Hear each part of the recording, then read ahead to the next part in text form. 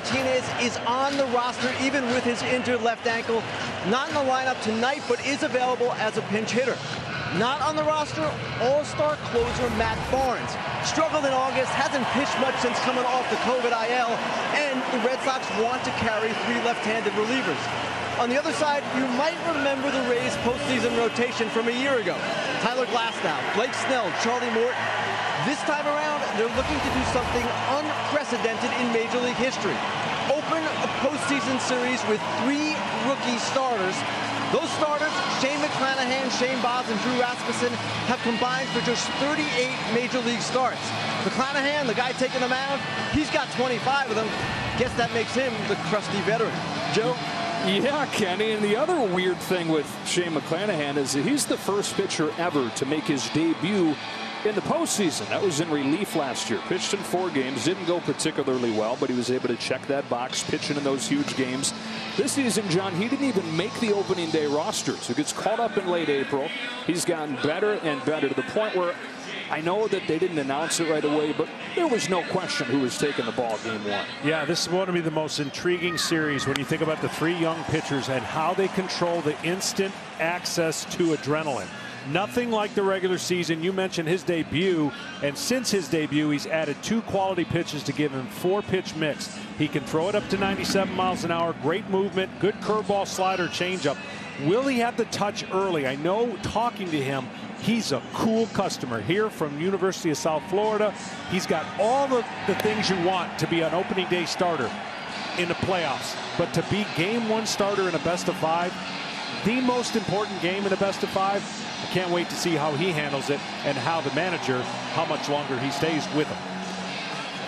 And how about the lineup, John, that'll face off with here in game 1? You talked about it off at the top, but this is a very good offensive group. Kike Hernandez in his first season with the Red Sox lead things off in center field.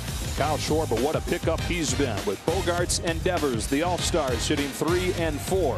It's Renfroe, the former Ray, hitting 5th. Alex Verdugo's in left. Bobby Dahlbeck has been one of the top hitters in the league the last couple of months. Vasquez back in there. It was Plawecki that did the catching for the wild card game, but it is Vasquez and then Christian Arroyo, another former Ray, out of the 9 spot. That lineup sponsored by Good Sam.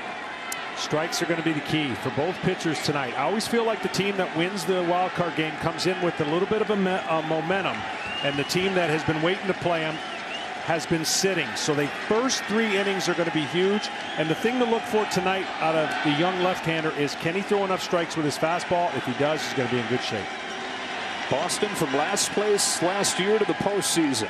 Tampa Bay, an American League best, franchise record 100 wins. And off we go with a fastball inside, ball 1 on Kike Hernandez, who has been a very valuable component of that turnaround for the Red Sox in his first season here. He brings in so much postseason experience. Going to 3 World Series with the Dodgers.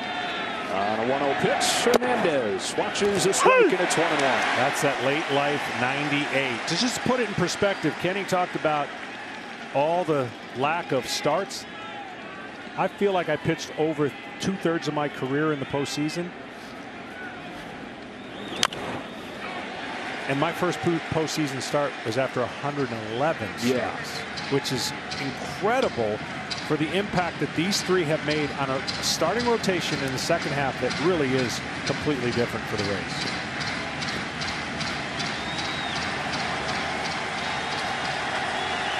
One ball, 2 strikes on Kike Hernandez, leading things off for the Red Sox. McClanahan rocks and fires and starts his night with a strikeout.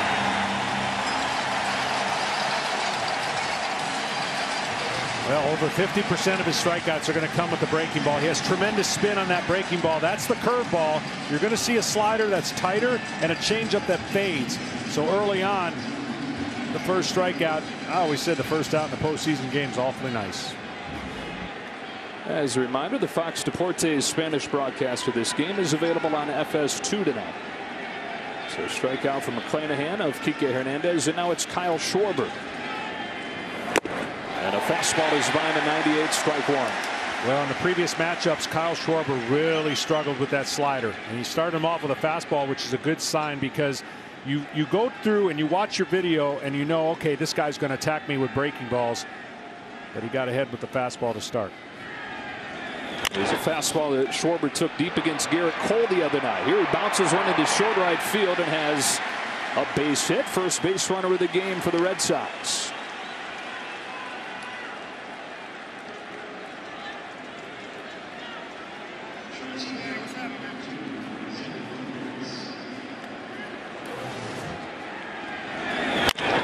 Well, just a routine ground ball, but it's not routine when the shift was so pulled against the left-handed hitter Schwarber. And tremendous effort, but an easy base hit. So Schwarber is on, and Bogaerts is up. And Bogaerts, who struggled down the stretch of the regular season, well, he showed up in the wild card game, didn't he? Hit the 2-run home run. And then even bigger than that, he says, and hard to disagree with him, was the assist to home, cutting down Aaron Judge when it was still tight in the 6th inning of that game. Yeah, that was a huge play when you think about the momentum of where the Red Sox were in that game, and that just kind of sucked the life out of the Yankees any chance of coming back.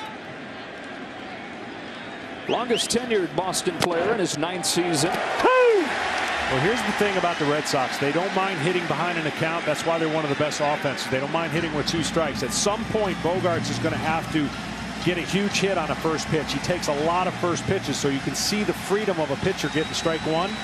But now here's where it gets tough trying to put him away. Up higher than high with a fastball, but he's one of the best high fastball hitters on their team. There goes Schwarber on an 0-2, a swing and a miss and a stolen base, but a second strikeout of this opening inning for Shane McClanahan. Schwarber into second, and a runner in scoring position with 2 gone for Devers.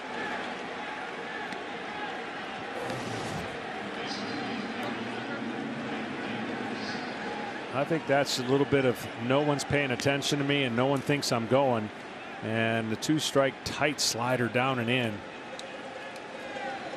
Now Devers has been making a living on off-speed pitches and getting a little bit better against fastballs. Went through the middle part, getting beat on fastballs, and I'm sure he's taken a little bit of that pride to say, okay, I can't let the rest of the league throw 60% fastballs against me.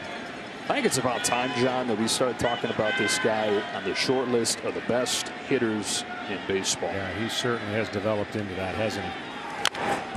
He fouls this one off. 1 ball, 1 strike. He leads the majors in extra base hits over the last 3 years. 38 home runs this year, and those aren't empty. They come in big spots. Like the final day of the regular season, Boston had to have a win.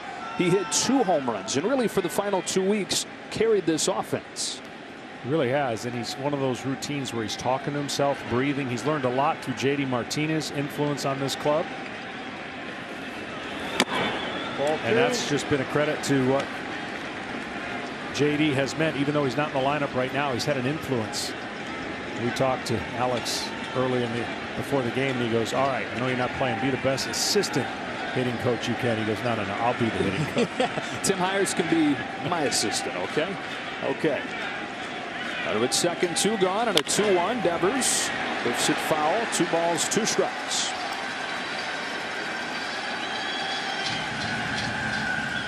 So Shane McClanahan, a couple of strikeouts in this first inning. Trying to pitch around a little bit of traffic. Has 2 strikes on Devers. He's looked really good. I mean, he is. You know, the first inning adrenaline has gotten to him, but his approach to it has not. He just said, I'm going to approach it like another game. Why not? Easy to say, hard to do. 24-year-old rookie, first postseason start, delivers and strikes him out. 100 by Devers.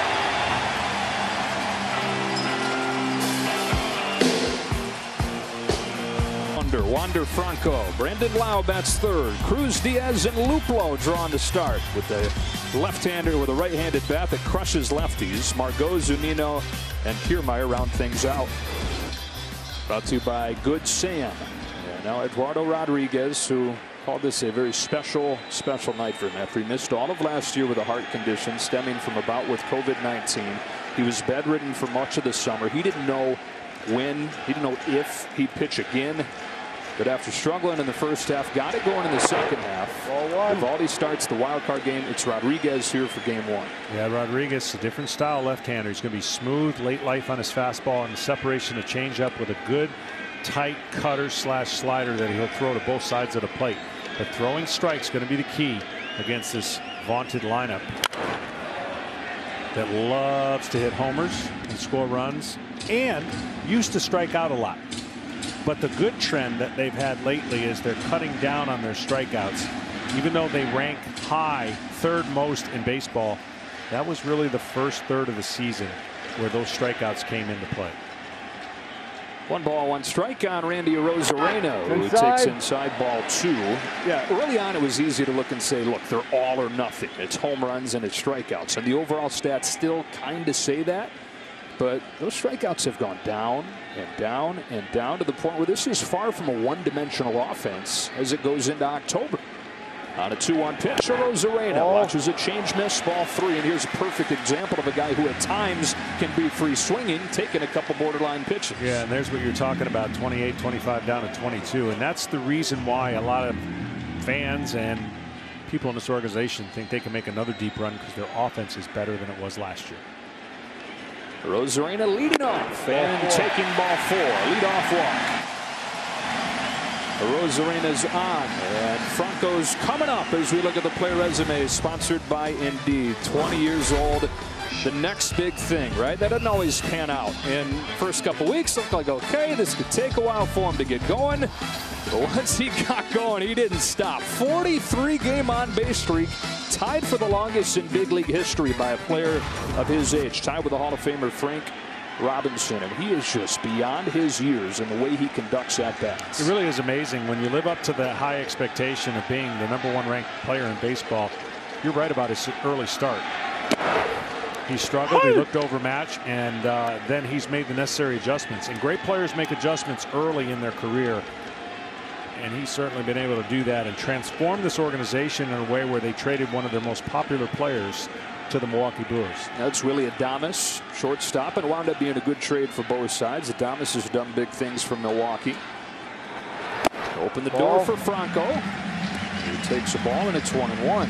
Two things this year he's really crushed. He's crushed sliders against left-handers and sinkers. So anything that's coming down and staying down, he has absolutely crushed. The cutter in probably give him a little bit of problems, but he has been really good the last 37 or so or 40 plate appearances, not striking out much at all. Cracks a base hit into center field. Over to cut it off Hernandez. Franco thinking 2 out of the box. A juggle from Hernandez will send Arozarena home. Rays 1, Red Sox nothing, just like that.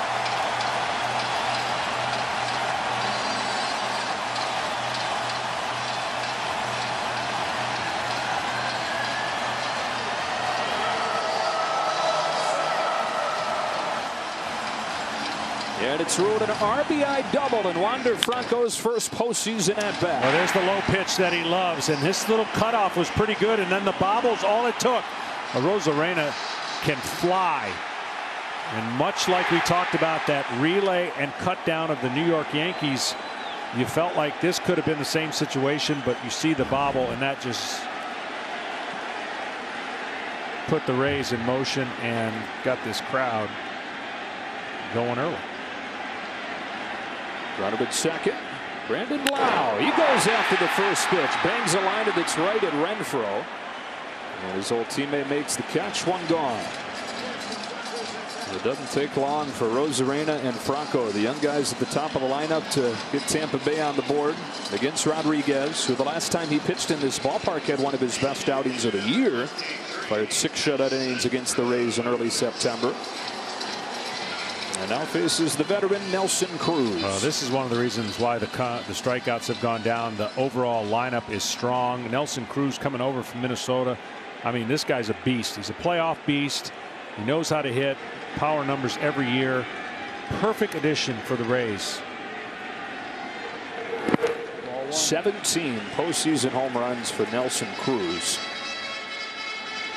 who is 41 years old. He has not performed the way that he did for the Twins since coming over, but they've loved his leadership, his presence with some of the young guys, and they figured that calendar flicks to October, that good chance Nelson Cruz does what he's always done this time of year. Well, since 2019, he has crushed left-handed pitchers. And that changeup right there, again, is going to be the key for Rodriguez to have success, to get him off the fastball, because that's what Nelson, Cruz, and the Rays, they love hitting fastball, especially up. And this changeup is going to be huge because it looks like a fastball coming out of his hands. And the difference now than the difference before, the changeup has better break and speed. Another one there. It got to the point where it was like a bad two-seam, right? It was like 88, 89, and was just getting hammered early on. Yeah, too close to the fastball, so it wasn't fooling the hitters, and it didn't have the late life that it's had now. And so he changed the grip a little bit, and he's certainly taken off the miles per hour that has a separation. Every pitcher needs a separation between their fastball and their next best pitch.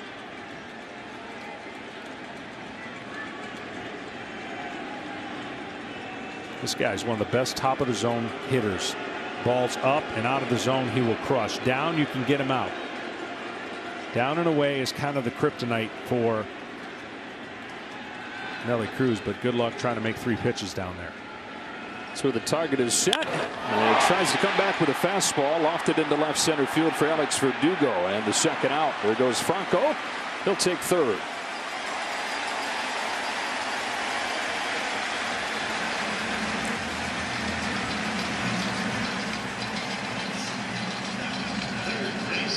Two gone in this first inning. Here's Yandy Diaz,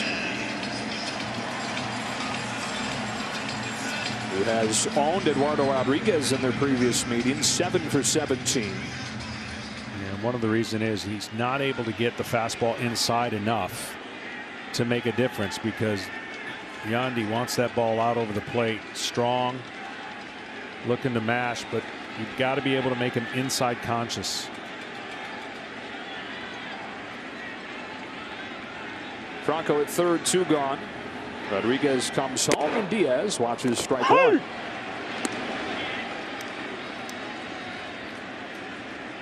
Diaz good against left-handed pitching. One of those pieces that not going to play every day, but very specific purpose. They're facing a lefty here on Rodriguez.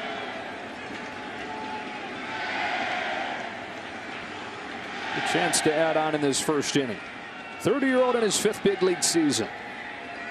On an 0-1, got in on him, rolled to third. Won't be an easy play. Devers on the move, diving play, safe, and it's 2-0 Tampa Bay as Diaz beats it out.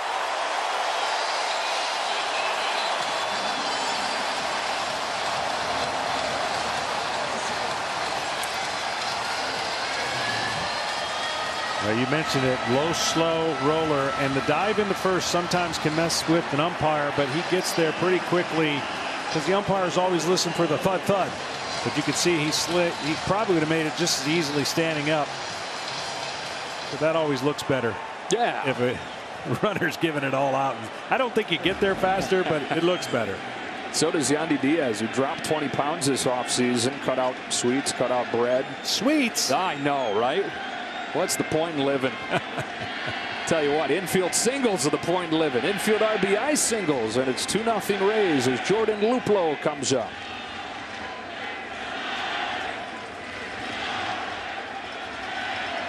And if you're looking for the stereotypical Rays move in this lineup, it is Jordan Luplow starting, who they acquired at the deadline from Cleveland. He had never in his life played first base, but they said, all right, you crush lefties. We need a little bit of help against lefties. We'll find a place for you to play.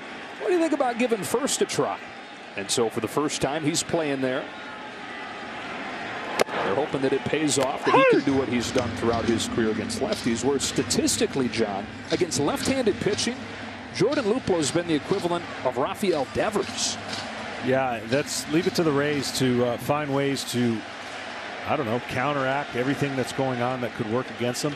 The only thing that would be a struggle would be some of the finite plays you got to make at first with relays and all the different requirements that a first baseman naturally knows. They're hoping there isn't that many of those double cut relays or where you got to be on a foul pop up down the right field line. They're just hoping that offensively he makes up for it. Yeah, just trying to find the edge on the margins, right? You got a couple options at first base who don't hit left-handers as well. Maybe they're a little bit better defensively, but they think the upside of this move outweighs the upside of playing somebody who's played first more. It's foul. Let's check in with Ken. Well, Joe, Jordan Luplow is a guy that had not played the infield since 2015 in A-ball with the Pirates. And actually, since joining the Rays, he has played 4 different positions for the first time. Not just first, but second, third, and pitcher. Thought we were going to go down that who's on first, what's on second. Believe it or not, Luplow is playing first for these Rays. He's behind 1-2. Rodriguez deals, and he misses down and away. Count evens up. Well, Rodriguez draws the start. Nick Pivetta is available out of the bullpen tonight.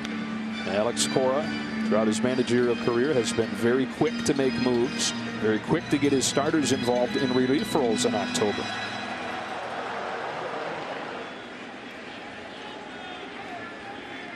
Pitch first inning for Rodriguez. His 21st is a 2-2. It's fouled off. Well, when he's going good, it looks like he's barely throwing and playing catch with the catcher. And no mention he was out all last year and what this moment must mean to him. But I tell you, there's one thing that is that I'm not envy of, and it's the potential he possesses, and it's the faith everyone else has in him to connect the dots to become the pitcher everyone thinks on their staff he could be. He's having to live up to so much that he's got to be connected with himself and get comfortable first. Ball 3. And what I mean by that is when everyone else tells you what you can and should be doing, it's hard if you're trying to get there, but you don't know how to get there yet, or you're not confident in the stuff that everyone thinks is way better. I've heard Chris Sale, I've heard Nathan Eovaldi, I've heard all their pitchers talk about what he possesses. But that's all jumbled up right now because the inconsistencies are probably driving him crazy, trying to figure out how they can get to a Chris Sale level, a Nathan Eovaldi level. 8th pitch to Jordan Luplow is pulled left side. Devers has it, and that's the inning. The Rays this season 41-12 when they score in the first inning, and it's the young fellas at the top of the lineup that waste no time getting them on the board. 2-0 Tampa Bay.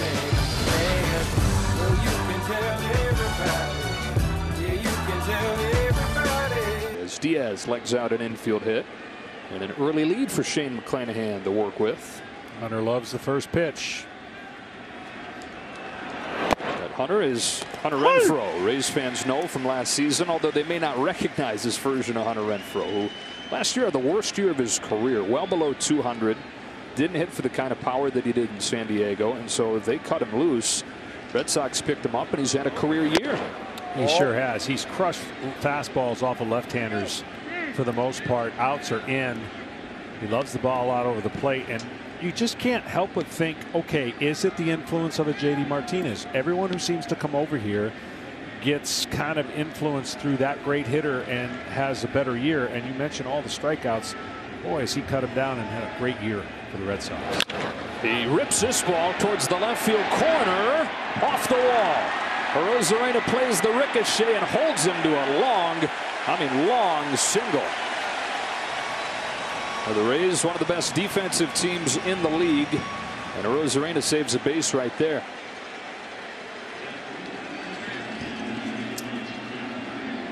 Off-speed pitch.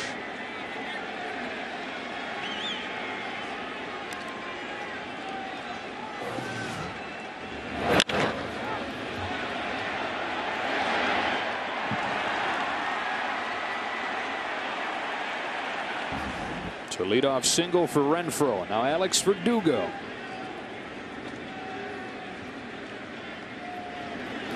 Goes out to the first pitch and fouls it off. Now Verdugo very quickly done a nice job endearing himself to Red Sox fans, and not an easy thing to do considering who he was part of the deal for. He was the key piece coming over from Mookie Betts, and I know at this point 2 years have passed. Why he's still talking about it, but that's always going to be right up there and at the top of his resume. Oh, absolutely, and he has really done a remarkable job in that area.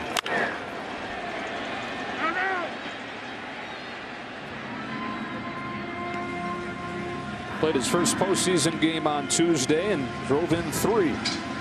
2 for 4 in that game against New York. Red Sox winning it behind Nate Eovaldi, who is fantastic, and then the bullpen piecing things together. Game 1 of the division series in St. Pete. Clanahan deals, and Verdugo pulls it sharply off Lau into short center field, and everybody's safe. So the defense took away a base with a Rosarena's throw, now giving him a base with an error on Brandon Lau.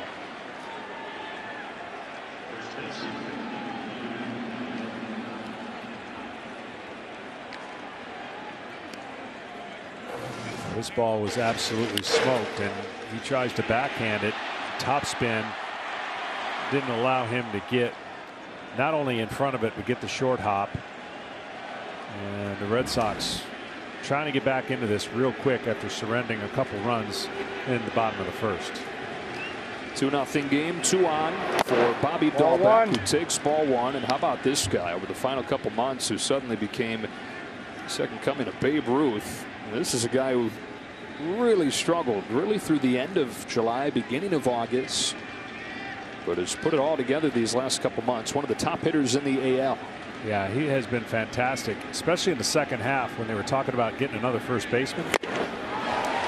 And you know, it's not as simple as always just saying a hitter gets his foot down and the timing's better, but it can be that simple because your head sees pitches better. You're more selective. You're not swinging outside the zone because you're not in a rush. And it's no different than the mechanics of a pitcher. And I really thought he had a great chance of winning Rookie of the Year this year based on what he did last year. And he's in timing. His timing is great right now. Down. We had 8 home runs in 23 games, including the rookie record for the Red Sox. Homered in 5 games in a row during that call-up, but then struggled mightily early on. Like Alex Cora said earlier today, you kind of learned the hard way that you've got to adjust. It's not just going to be one of those things where you say you'll figure it out. No, changes need to be made. And like we talked about, making the leg kick a little bit smaller, being more balanced. What's come with that is he's been much more selective, seeing the ball better, and has helped this lineup gain some serious length.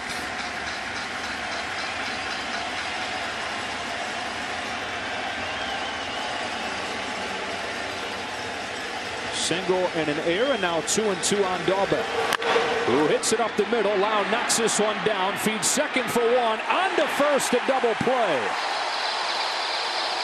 All kinds of things to write about the defense in this half inning. Some good, some bad. 4-6-3 there. But the third goes run for 2 out. Well, the difference here, he's able to get in front of this bullet. This was hit extremely hard. One hop off his chest. Gives him enough time to knock it down. Nobody panics and throws and gets a huge double play.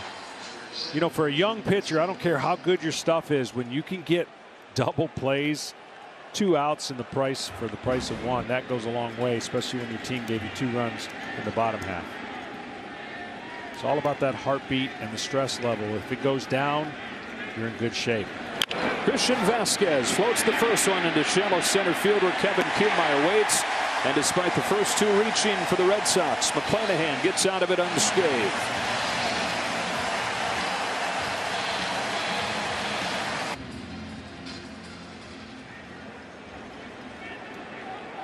Two runs in the first inning for Tampa Bay. Bottom 2, 2-0. Joe Davis, John Smoltz, Ken Rosenthal back at the Trop as Manuel Margot leads off and takes ball 1 from Eduardo Rodriguez. So Margot getting the start today in right field. Very good defensively and was very good at the plate in the postseason last year. 5 home runs his first season with Tampa Bay. They got him from San Diego. A little bit of a reverse splits, hitting better against right-handers than he is against left-handers. A little bit of fastballs beating him from the left-handers lately. Ball 3. Overall, it's a good year for him, but faded down the stretch. Last 10 games well below 200. Even with that, draws the start platoon advantage versus Austin Meadows. Of course, you have the platoon advantage, and you have his great defense. That's a strike, and it's 3-1.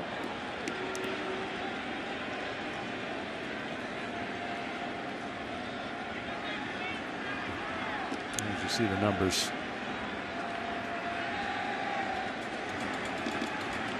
That is a leadoff walk. Second straight inning. Rodriguez has walked the leadoff man.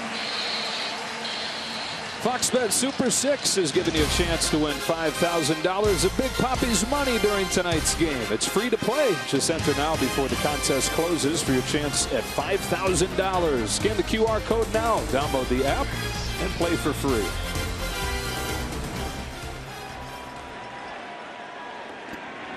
Mike Zunino, who does a couple things exceptionally well. He catches, handles the staff, and hits home runs. 33 of them this season. And named an all-star for the first time. It's unbelievable what he's done in the power numbers. I mean, his approach is not going to change, right? So he's up there to hit extra base hits. And so he's slugging way more than he's getting singles.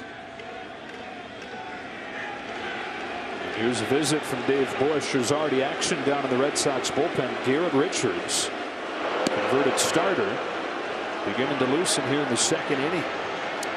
Yeah, the command issue is what got Alex concerned. He's not throwing enough strikes early on, and certainly if he's not throwing enough strikes, it takes away his weapon of that changeup and puts him in a tough spot. You can't sit and hope that he's going to get it in a playoff series, a best of 5. I said game ones are so important. Used to be my favorite game to pitch, one best of 5, because the best of 5 is like a mental teeter-totter. You have to not be caught up in the storylines. Oh, it's over. They won the first game. But in a best of 7, you don't get caught up in that, right? You have to play a couple games. And even then, down 2-0 is no big deal. Down 2-0 in a best of 5. Yeah. It's a big deal. 2-0 in game 1. Runner at first. Rodriguez checks on it. Margot has good speed. And the Rays do like to run. It's one of those things we were talking about earlier. They hit a lot of home runs, but that's not all. They're top 5 in the league in stolen bases. Very aggressive running the bases when the ball is in play.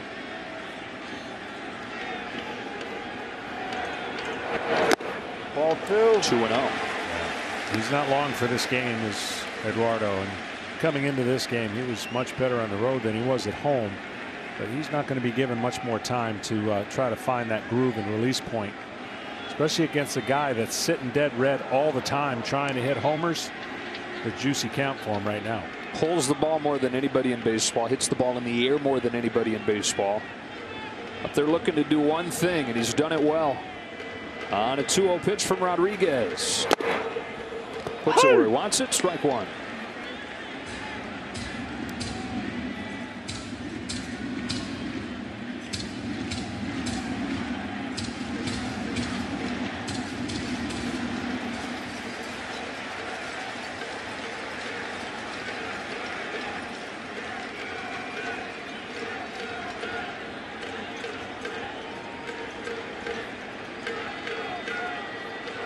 Two-one pitch on the hands and foul back. See, and when he can throw strikes with his fastball, that little cutter doesn't look like much, but he gets the ball off the barrel of the bat because they have to respect the sneaky quick fastball. So just think about his ability to change lanes. There's the cutter that's going into right-handers, and when he throws his fadeaway changeup, that really has the two-way separation for opposite, right-handed hitters when he's facing right-handed hitters. When he's not throwing strikes, though, with his fastball, too much pressure on those pitches to be perfect. Back in the count at 2-2. Here he comes. Zunino fouls it down the line. And out of play. One of those 33 home runs for Zunino this season came against Rodriguez.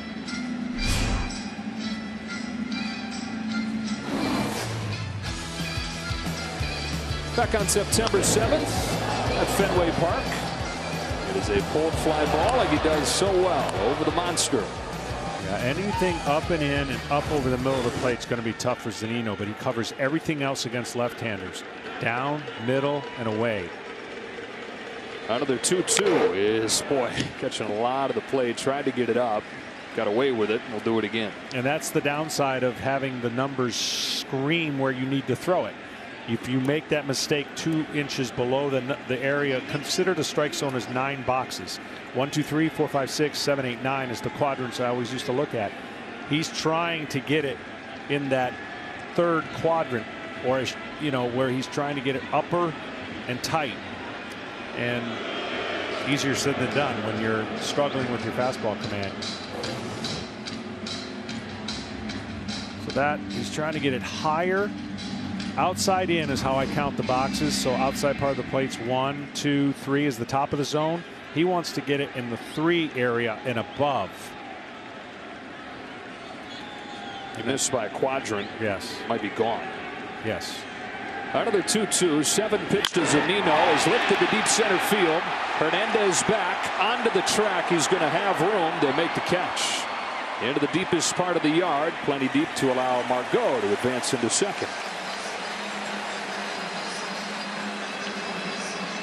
Yeah, that was a mistake that stayed in the park. Luckily for the Red Sox and Rodriguez. That ball, it was supposed to be outside corner, catch the plate, and he caught the middle of it. You see the follow through. Just missed it. So now it's the 9-hitter, the longest tenured Ray, Kevin Kiermaier, in his 9th season here. This roster has turned over so much. The fantastic glove man, center fielder, has been here almost a decade now. Times.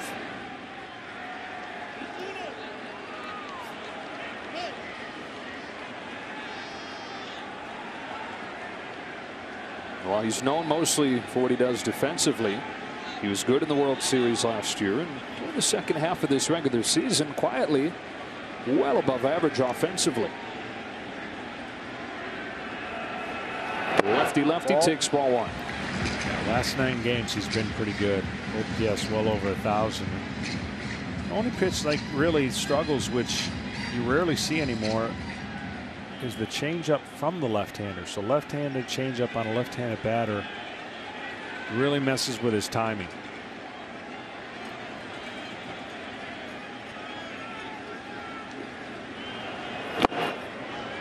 One 1.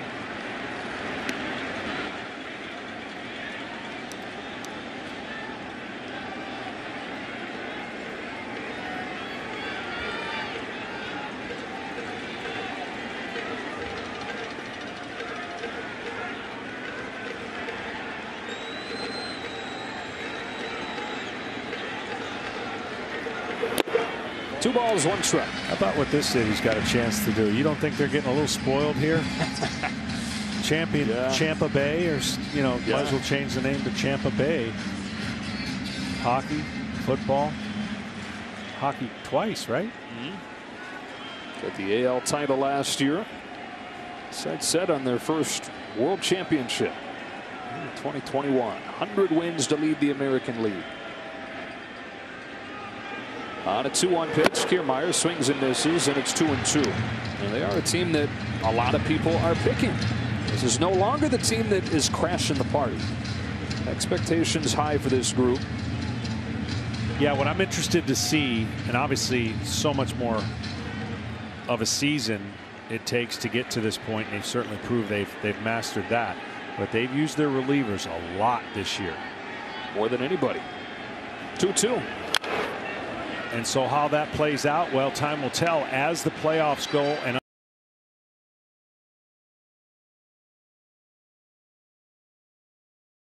got pretty fatigued with the rate it was being used. This team, though, has some young dynamic starters now at the front end that you would consider, I guess, fresher because of the lack of innings pitched for most of them, with the exception of today's starter. Got it. The lefty change finish off Kiermaier. It looks so good, and you can only throw it in one spot if you're going to be successful, and he threw it in the perfect spot. And that is what makes it difficult, and what's going to be difficult for Eduardo is that's it. Well, you hear about the 3rd time through the lineup penalty. Teams trying to avoid pitcher face in the lineup for a 3rd time. Here they will avoid having him face the lineup a 2nd time. Into the bullpen in the 2nd inning. Here comes Garrett Richards. What does he have ready as an encore, John, for one of the great postseason performances of all time? 10 home runs. As far as the regular season encore, pretty darn good. He's probably going to win Rookie of the Year. And here he is again on the biggest stage. Yeah, I don't know that we'll ever see anything like that. He basically said, get on my back, boys, and carried the Rays through to the World Series with a chance to win it. Lightning quick hands, loves the first pitch. Now facing a right-hander, throws across his body. Richards, 94, 95 mile-an-hour fastball. There's that first pitch. Foul. Strike one. So Richards is going to come after you. Like I said, he kind of crossfires. He's got a slider. Throws his curveball about 78, and then that changeup. And once a product of the Angels, funky mechanics led to some injury problems. Now trying to kind of rectify his career here with Boston. And out of the bullpen as Eduardo Rodriguez leaves here in the second inning. Richards to Rosarena with an 0-1. That's high, ball one. Richards had some good runs as a starting pitcher, but really faded as the season went on. They move him into the bullpen. Looked like for a while that maybe he had found a new calling there. He was dominant over the first few weeks in that role. Quite as good in September. But when your starter only goes 1 2/3, it's all hands on deck down there. Trying to find somebody to give him a little bit of length, perhaps.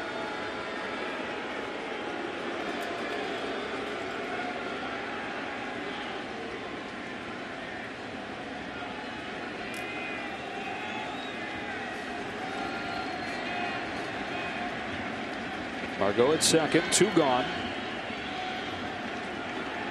The 1-1, Rosarena. It's set on the ground is short. Bogarts, low throw, and a nice backhand play by Dahlbeck to end the inning. Into the Boston bullpen already, trying to keep within striking distance.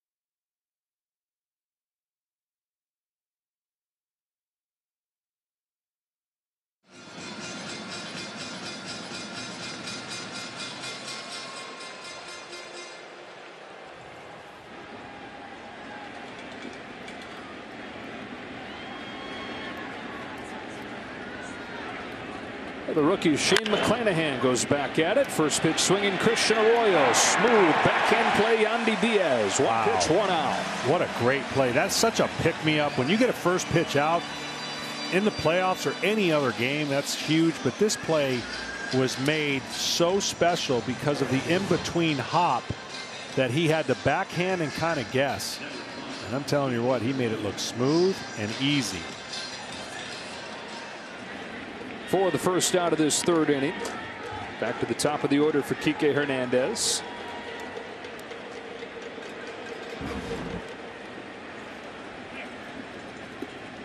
He's up 2-0 as Hernandez, who struck out his first time, climbs in. Strike one. Hernandez 8 home runs in the postseason in his career. Look at this Red Sox team that not a lot of people gave much of a chance to make much noise this season. They didn't have any big splashy moves in the offseason, but a couple more under the radar moves, like getting Renfroe for nothing, like getting Kike Hernandez on a 2-year, $14 million deal. Both those guys have followed up with very valuable seasons. Yeah, you're right. It's the intangible things that you can't quantify sometimes in statistics that make the Red Sox a special year. I mean, they were running away with the division, and then a little bit of reality and just the ebb and flow of a season will catch up to you. Guys will get hot and cold, but this offense is meshed well defensively. I think Kike in center, it just gives them a good balance. And JD Martinez is such a missed batter. Up the middle, Data wins here. Brandon Lau for out number 2.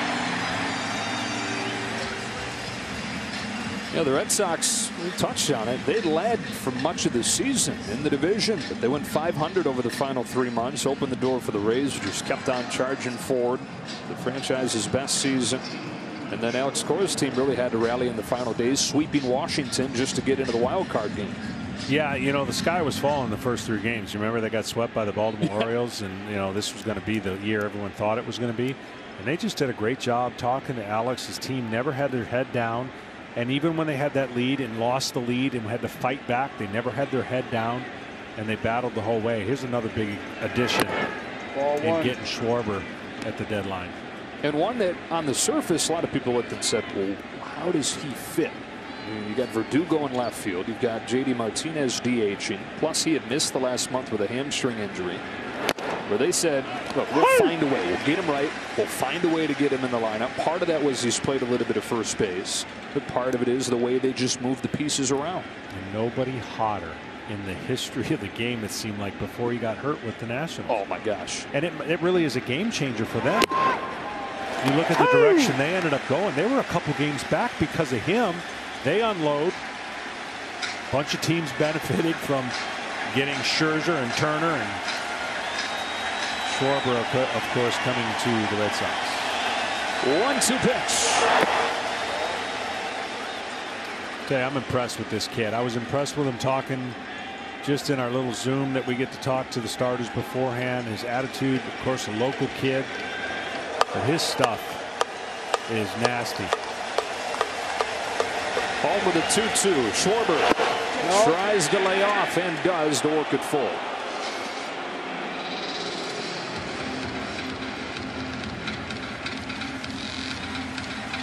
Faced these Red Sox a few times this season, sub-3 ERA.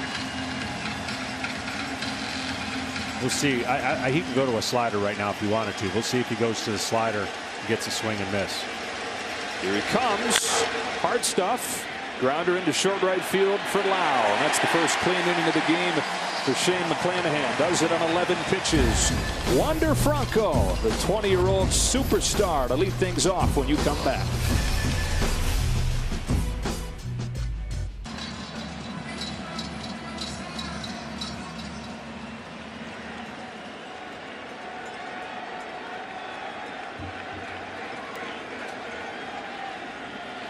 Let's be honest, postseason is better than any good movie. Randy's got the popcorn out, taking it all in. So we go to the bottom of the 3rd inning. Tampa Bay in front 2-0. Wander Franco leads off this inning against the new Boston pitcher Nick Pivetta. Takes strike 1. Manager of the Rays, Kevin Cash, kind enough to join us. Kevin, this young guy, Shane McClanahan, we can watch him on film, we can watch him in person, we can read the numbers, but what's the guy like? What allows this kid to pitch on this stage and look the way he looks. Yeah, highly motivated, very intense, and I think he's found a lot about himself throughout the course of this season. We put a lot on his plate last year in the postseason, never pitching in the big league game until then, and then this year he's checked every box on and off the field. 1 ball, 1 strike, and another young guy at the plate, Wander Franco. How excited are you to watch what he's going to do this month? A lot. Look, his talent is undeniable. He has come up here and just energized our club like so many of the other guys. But Wander, I've never seen a guy, come up with so much hype and so much pressure and just a mark on his back that he has handled so well and performed. I mean, he is a big-time player. We saw it in the first inning. You feel good when a ball's hit to him, and you feel really good when he's standing in the box. On a 1-2 pitch. Foul. Kevin, I got to ask you, it may have a slogan in your organization of why not, meaning why not? I mean, you guys do everything there is to win. And I thought one of the hardest things, I'm imagining one of the hardest things was trading Adames, but also at the same time it gave this young man an opportunity to play. What was that transaction like? Tough. We love Willie, and we're so happy that he's playing postseason baseball. He deserves to be there. He's done a tremendous job in Milwaukee, but these things have a way of working out. There's 2 great shortstops playing in the big leagues right now, but there's no denying the impact that Willie Adames had, and now Wander's going to get to have that opportunity. Kevin, appreciate the time. We'll talk to you tomorrow. Okay, guys, sounds good. Thanks. Kevin Cash, what a job he's done. Back-to-back division titles, trying to get the Rays back to the World Series, trying to get their first win of the World Series. Ball 2. And it's full. We were talking on the way over. There is something to be said for an organization going, let's try this. Everyone says this might not work. Let's try this. I mean, the things that they try, usually they're successful at, and if they're not, they self-adjust and find a way.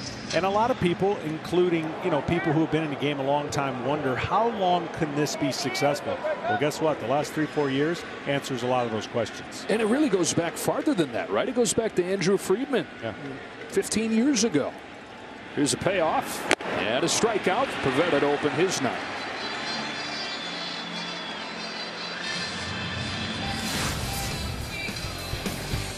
Well, the American League East, really close to that time frame we're talking about, back to 2000. Red Sox have won 4 division titles. Yankees have won 3. And just below the titles, you see the payrolls. And a lot gets made of that. Rays don't have a huge payroll.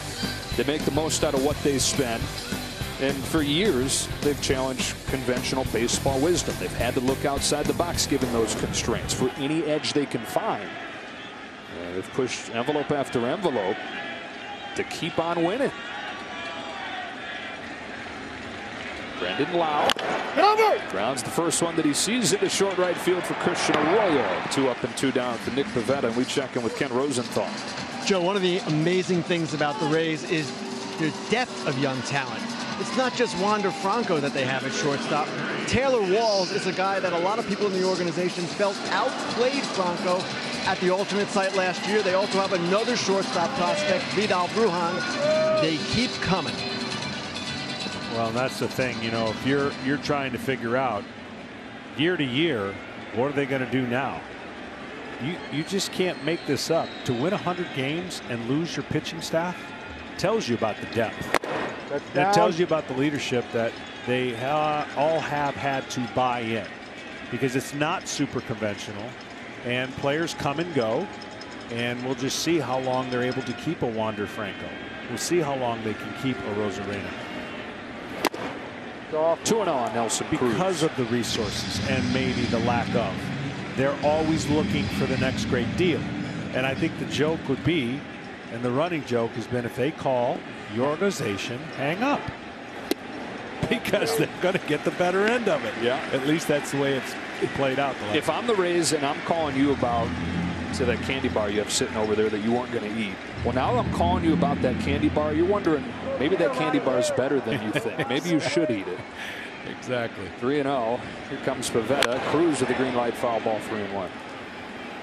And like Kenny's talking about, the guys coming up through the system keep on coming. They keep on coming. A lot of times they don't get here. They're used in trades to fill out the edges of the roster, continue to keep them competitive and beyond that at the big league level.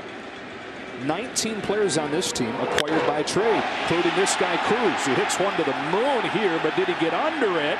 Back to the wall. It hits one of the rings. It's in play and a live ball that allows Cruz to keep on rolling into third base. I think that's gone. But they are now signaling home run. Yeah, that's gone. So that hit a C ring and a home run for Nelson Cruz. You've got 4 rings up there, A and B. If it hits those, it's live and in play. If it's hit C or D in fair territory, it's a home run. And that one did to make it 3-0. Yeah, they figured out by the height of the ball and where it hits that ring, there's no chance it's going to stay in. And you could see this ball was crushed, and it hits that right there. No chance it's not a home run. Sometimes confusing for those who seeing it for the first time, but as you mentioned, you got the small ring is A, you got the outer ring is B, and then you got the larger ring, which is C, which is where they hit it. And there's all kinds of things that come along with it. Take it from there. When it hits A and B, that's when it gets fun. That's when it gets a little crazy. And the tip-off that this hit C was that Cruz was just taking his time rounding the bases, because if it had hit B, he would be in play there and was going to get thrown out at third. But it's a dead ball home run as soon as it hits C. And for Nelson Cruz, it's his 18th postseason home run, his first to hit a ring.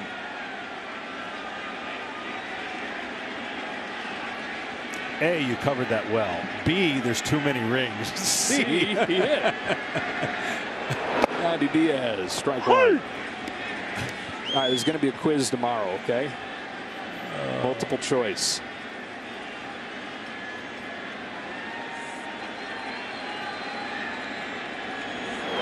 Diaz had a good game so far, hadn't he? An infield single that led to a run. Slick defense at third.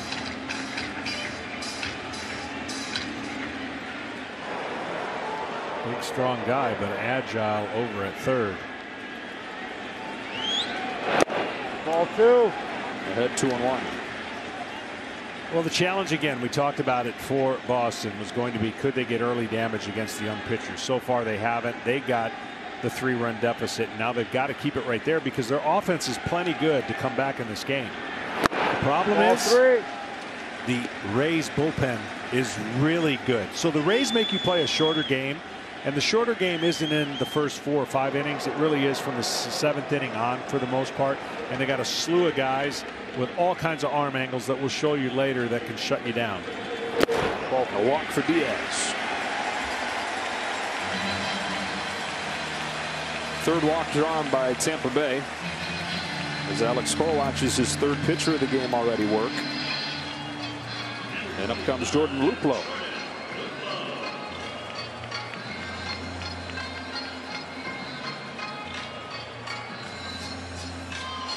Now, one of the things that Boston did so well in the wild card game was they didn't walk anybody. Didn't give the Yankees any free passes. They've already walked 3 in game 1 of the division series. It's Luplow to the plate.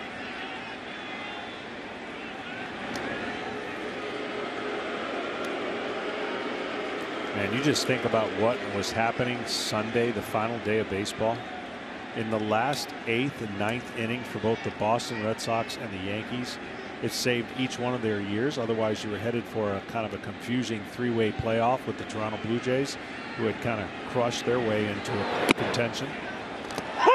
But these Red Sox down 5-2, as you mentioned, having to sweep Washington, came back and then were able to shut down the kind of inconsistent Yankees lineup down the stretch. Really led to their problems.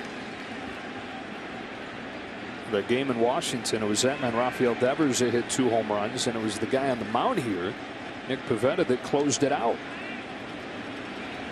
Game 162.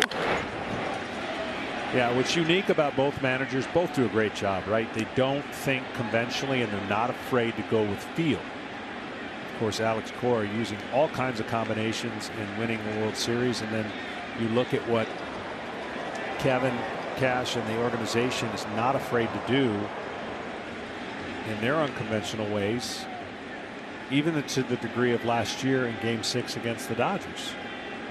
That's who they are, and they stuck with their guns. It didn't work out, and look at their pair again. There goes the runner on a swing and a miss for strike 3.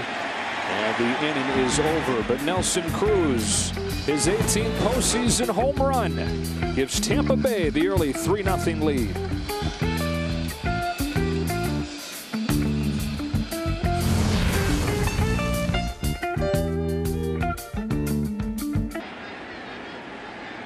Two hits, no runs through 3 for Shane McClanahan. Part of the order coming up for Boston here. Xander Bogaerts to lead it off. 24-year-old in his first postseason start. Rifles a fastball in there. Strike 1. First round pick out of USF in 2018. He pitched 2 games in rookie ball that year. 2019 almost exclusively A ball before debuting last postseason. That's a bouncing ball to Brandon Lau for the first out of the 4th. For more on McClanahan, here's Ken. Joe, freshman year at the University of South Florida, Shane McClanahan, one of his first bullpen sessions, feels tightness in his left forearm. Uh-oh, you know what that meant. Tommy John surgery. Misses all of 2016, comes back the following fall, and the first pitch out of his hand in an inter-squad game was 95 miles per hour. USF coaches Billy Mole and Mark Kingston looked at each other and said, whoa, that's different. McClanahan did come back stronger, and he credits USF's athletic trainer at the time, Josh Herron, with helping him in his rehabilitation. He said, I owe so much to him. I wouldn't be here without him. And now he's the hardest throwing left-handed starter in the majors. And there's an example of it. Same way that he got Devers the first time, just blowing heater by. Well, he's got great action, great balance over the rubber, very athletic in his delivery, and repeats it. And that's the key. When you can repeat your delivery and come out of the same release point, he gets a ton of ground balls on his breaking ball and slider, and they can't differentiate between the two. But it's that 97-mile-an-hour moving fastball that creates the problem for all these hitters that he's facing tonight. 0-2. Right back to it. 98 this time. I mean, the Rays have cornered the market on pitchers named Shane. Right. Both right and left-handed. Probably the first time in playoff history that Shane will start game 1 and game 2. Both rookies. McClanahan tonight, Boz tomorrow. The Shane Show. And pitching coach Kyle Snyder looks on as an 0-2 comes home again from McClanahan. Well, he did credit his pitching coach Snyder for really developing that 3rd and 4th pitch, because when you come out of the pen, you don't showcase anything other than 1 and 2, and you need 3 or 4 to be a lockdown starter in this big leagues with the style of hitting that exists. And he took a hard look in the offseason, went to work, and improved the quality of his secondary pitches. Ball 2. A little bit up here, 2-2. So he makes that debut in the postseason, but it wasn't very good. Right? He had an ERA above 8, and he said, okay, this is real. It's time to go to work. There's 2 pitches that I was using. It ain't working. And that kind of sparked his offseason, that work you're talking about with Kyle Snyder.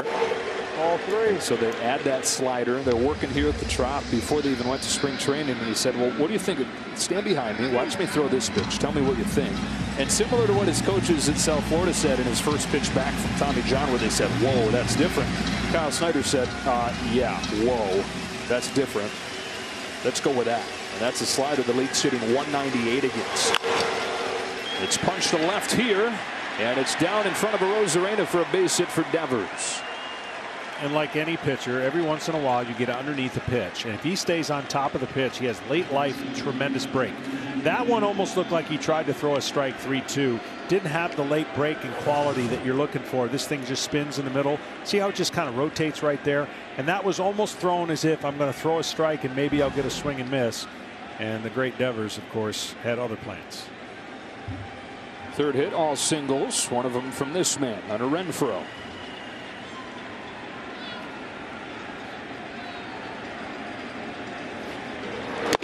Ball 1. 1-0. You see the shift, of course. Good meeting right now by Zunino, overthrowing a little bit.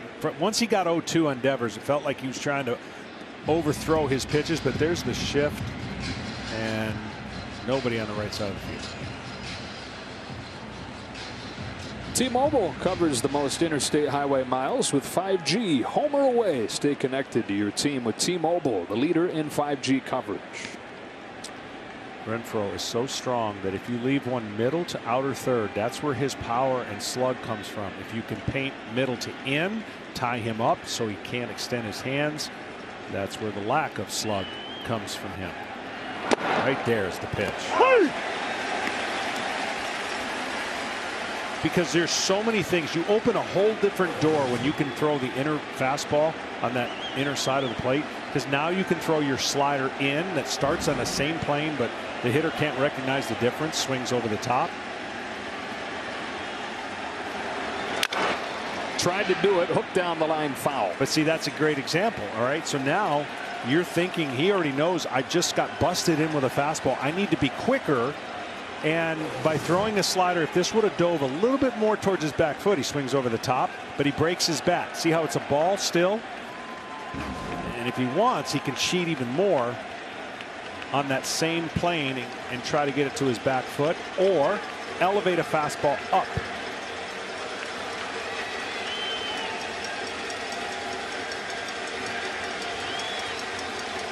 Devers at first, one gone.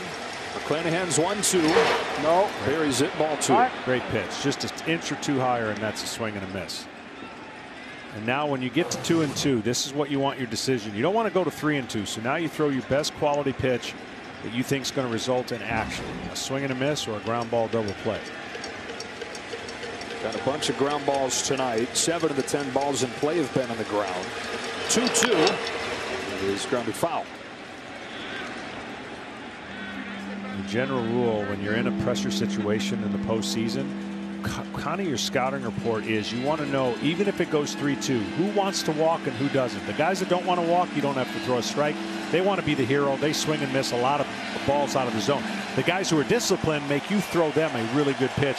They take their base and pass the baton on. I like the aggressive guys. Here's a 2-2. What's on a Renfroe? He's aggressive. Yeah. And you know this based on their evidence of work. You watch video and you see sometimes in game you can see a change of how a guy's getting jumpy or trying to make things happen. But traditionally what happens in the postseason, everyone gets more aggressive. Only the elite players who can slow the game down, do they become less aggressive, and those are the ones you got to watch out for in the lineup card. 7 pitch to Renfroe is fouled off. Went back to the hard stuff. Couple good battles here by Boston. Devers won his with a base hit the other way. And I don't know if pitchers do this anymore because there is so much information being thrown their way. I used to take, and a lot of pitchers would take the lineup card and circle a name. He's not beating me. And the great offenses have 3. And you got to work around them, especially if they're all together in the lineup. Back spinning pop up right side of the infield. Loop low, dancing around Devers to make the catch. Well, one of the guys you would circle, not in the lineup tonight. And Boston here in the 4th inning looking for their first run and missing J.D. Martinez. Absolutely. I mean, that is such a fluke and so bad of an injury. Hopefully he's going to be okay and he can play tomorrow, at least in this series. I mean, we're talking the randomness of hitting a bag going out to his field. This guy commands your attention as a starter or a reliever, and he makes everyone around him better. There's Verdugo.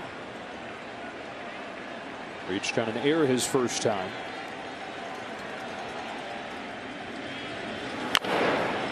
Strike 1.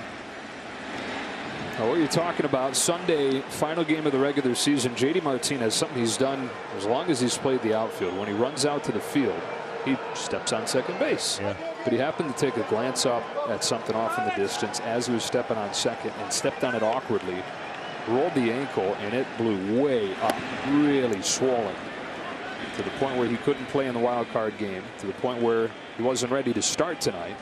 Alex Cora said, though, look, you're good to go up there and hit once, and if you hit it out of the park, you can walk, so don't worry about the ankle. And they hope that it's good enough for him to play tomorrow. The 1-1 to Verdugo is a little away, ball 2.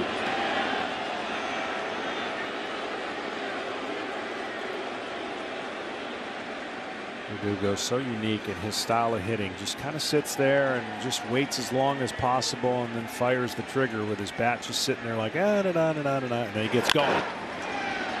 And if you make the wrong pitch when he gets going, he's a hit machine. And certainly, as you mentioned, him trying to replace Mookie Betts. I don't think anybody thought that would happen, but he's certainly done a great job making it not so lopsided. Well, Mookie's in LA winning a World Series last year, but Verdugo hit .308, led the team, got some down ballot MVP votes, and won a lot of people over with the play, but with the personality too. Fun guy to watch.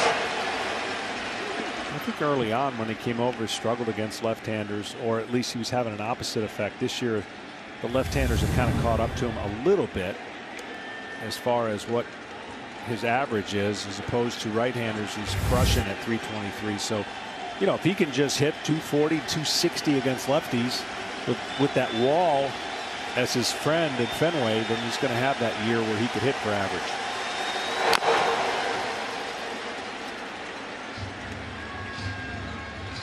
His first time tonight, the Red Sox have really made McClanahan work.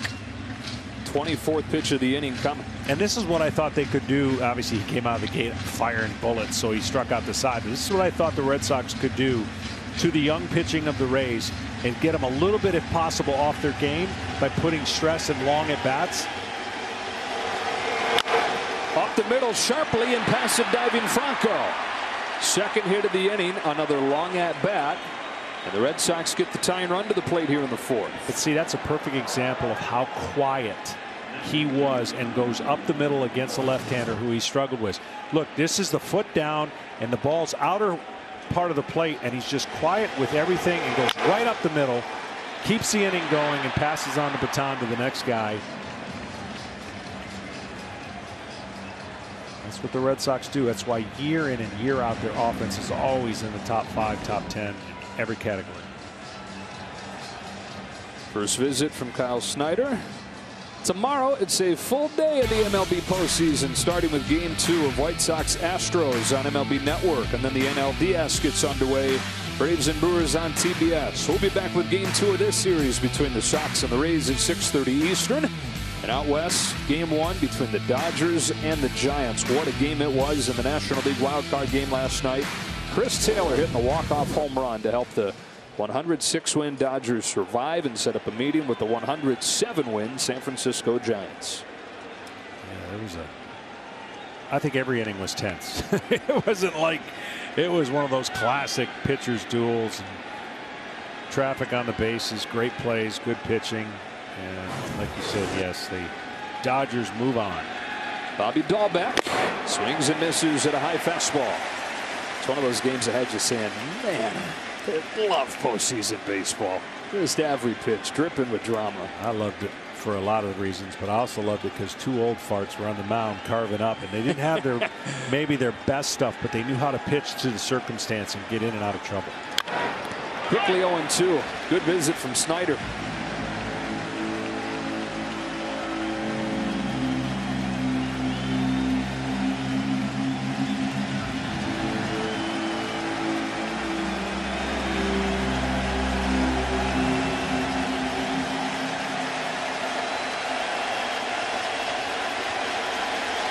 Two pitch. And he's turned it up a notch. He's gone on attack with the fastball, 98, 97, 99, and really attacking Dahlbeck, not giving him a chance to really kind of lock in. Ball, every one of them seems to be up. And the confusion of a pitcher sometimes. When you see a hitter foul off a lot of fastballs, you start thinking he might be on it. And so he breaks something off. Dahlbeck takes it, ball one. That's the other lesson you'll end up learning is which guys never come off fastball, which means they're always hunting fastball. Even if they're fouling it off and look late, they're hunting fastball. They don't come off. They try to adjust to the other. And then the guys that do a good job of trying to figure out what you're trying to do and have a different approach with 2 strikes. 2 on, 2 out, 1-2 is pulled to third and caught by Diaz. More good glove work at the hot corner by Yandy Diaz, helping Shane McClanahan put up his 4th 0 of the night.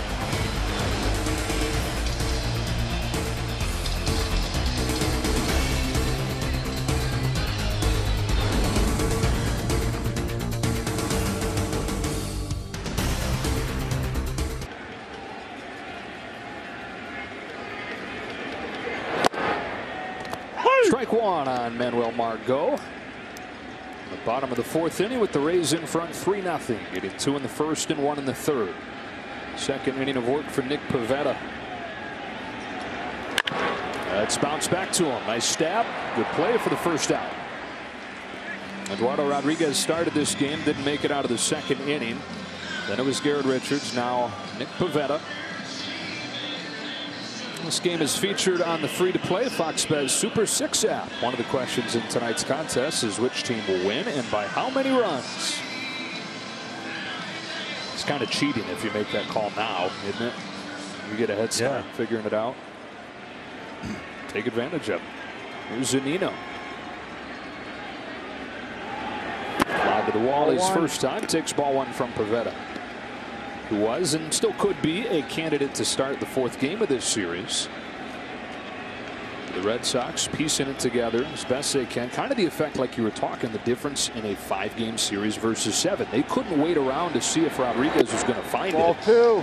They had to make a move now because this game one is so important.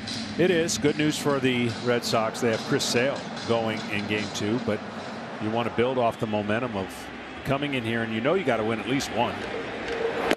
And only later in the game, when the game gets away, do you get away from your strategy of trying to win a game, right? When you use your relievers a little bit differently if the spread is different and it's not close by the 6th inning. But the Red Sox have plenty of offense to get back into games. It's whether or not they can match kind of the mix and match bullpen that the Rays have. Well, let's remember the Red Sox had more comeback wins than any team in baseball this year. In fact, more than half of their total came on comeback wins, including that final day of the regular season. They're having to face the best pitching staff in the league tonight. 3-1 to Zunino is cut on and missed. Count goes full. Yeah, especially here at home. They've been awesome here at home. Preventing runs, scoring runs.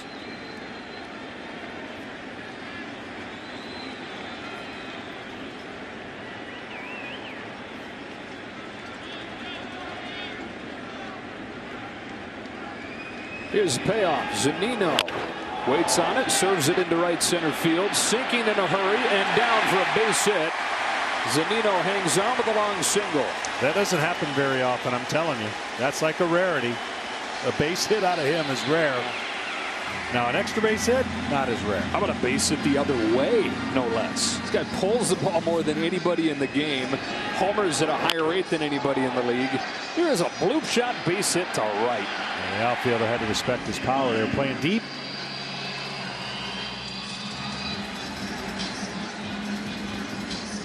So 1-on-1 out for the 9-hitter Kevin Kiermaier. Rays fans know his story well by now. 31st round pick in 2010 at a Parkland College, junior college in Illinois.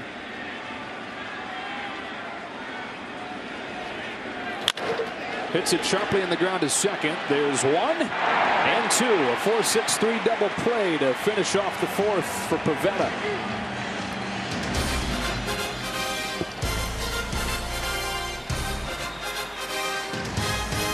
To the 5th here in game 1. And follow all the action of the postseason with the MLB app. Real-time tracking of every pitch to in-depth analysis of the games. Download the app today. 4 scoreless for Shane McClanahan in his first big league postseason start. And he starts this inning with a strike on Christian Vasquez. Yeah, he's done a nice job delivering those 4 innings.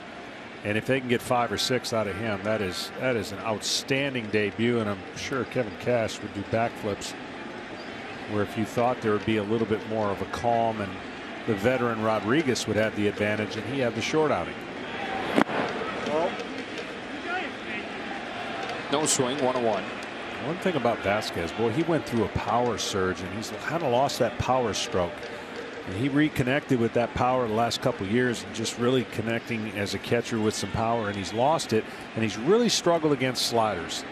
That pitch has been something he cannot stay off of, and really kind of contributing to that lack of success in the power numbers. 23 homers in 2019. He was doing that. This is one of the most well-rounded catchers in baseball. He's always handled the staff well. Had a good throwing arm. Had a good offensive season last year too, but those numbers have crashed.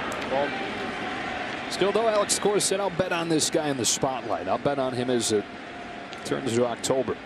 That wasn't enough for him to start him on Tuesday, as Plawecki's become the guy for Eovaldi. But Vasquez in there tonight. 31 years old out of Puerto Rico. Leading off this 5th inning on a 2-1 from Shane McClanahan. Watches the ball high, 3-1. One thing to watch here as we get into the 5th inning is McClanahan running away from his fastball. What I mean about running away, falling too much to the third base side, staying on that fastball to let the late life do the work. He's shown a couple times he's lose that arm side command, and then a little trip to the mound, and he kind of rekindles it. Vasquez hits one in the air the other way. Drifting back on it, Margot with room.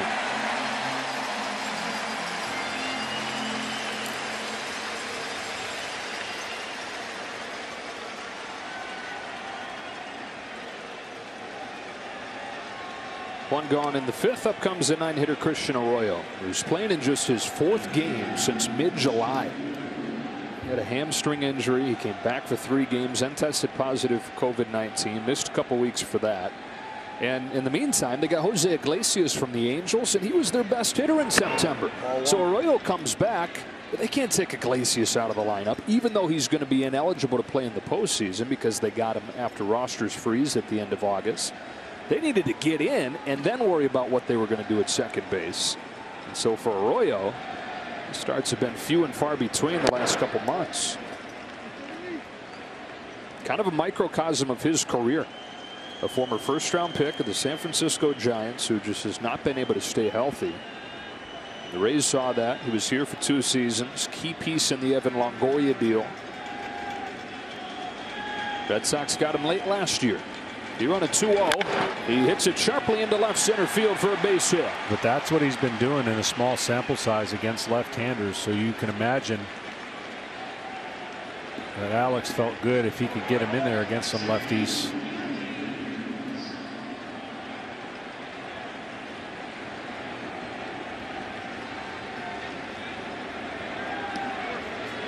Well, here's something that Rays pitchers don't get to do a whole lot. That is face a lineup a 3rd time. Hernandez is 0 for 2 tonight. Comes up against McClanahan. One away in the 5th inning of a 3-0 game. And there is Pete Fairbanks. Ball 1.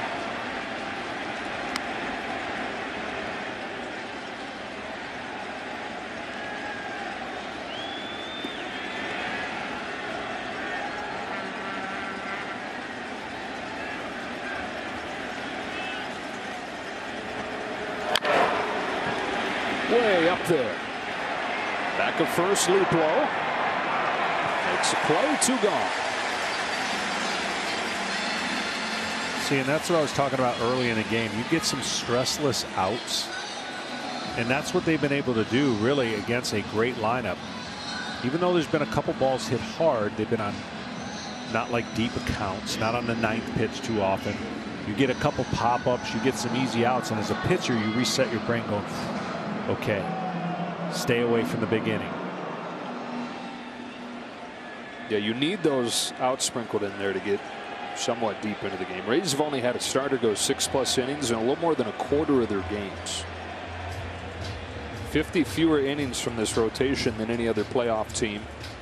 And see, this is kind of a good opportunity to slow the young man down. This could be his last hitter. When you think about who's on deck, and Fairbanks is warming up, so a little bit of time to give Fairbanks the opportunity to get ready with Bogaerts on deck. Time for our game summary, sponsored by Liberty Mutual. Game 1 between these teams. Wander Franco got it going with an RBI double after Rosarena started the game with a walk. They got 2 in the 1st inning, 1 in the 3rd on the Nelson Cruz home run. So a little bit of a delay there, a little bit of information. I would anticipate some breaking balls and sliders coming against Schwarber, even after he attacks him, let's say, with a first pitch fastball. But there was a little bit of a plan to kind of create some time and get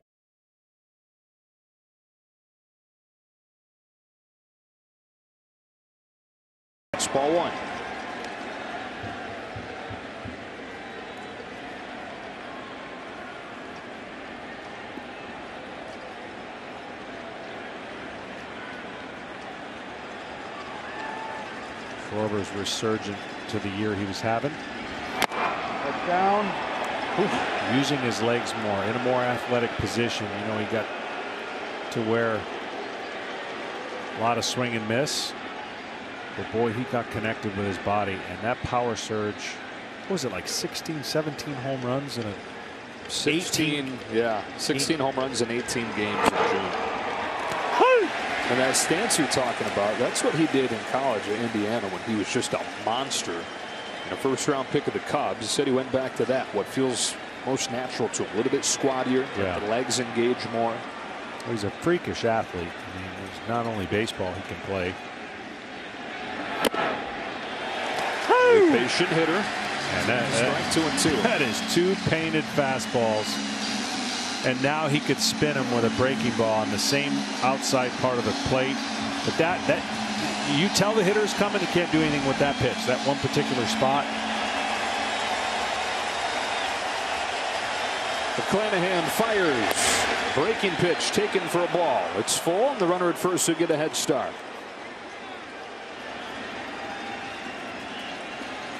Such a weird place to be right here. You know this could be your last place. You know you could get it last pitch. You know you could make a pitch to get it out to qualify for a win. Put your team in a good spot. Here he comes. Got in on him. Broke the bat. Bouncer up the middle to end the inning. 5 scoreless innings for Shane McClanahan, and halfway home in game 1.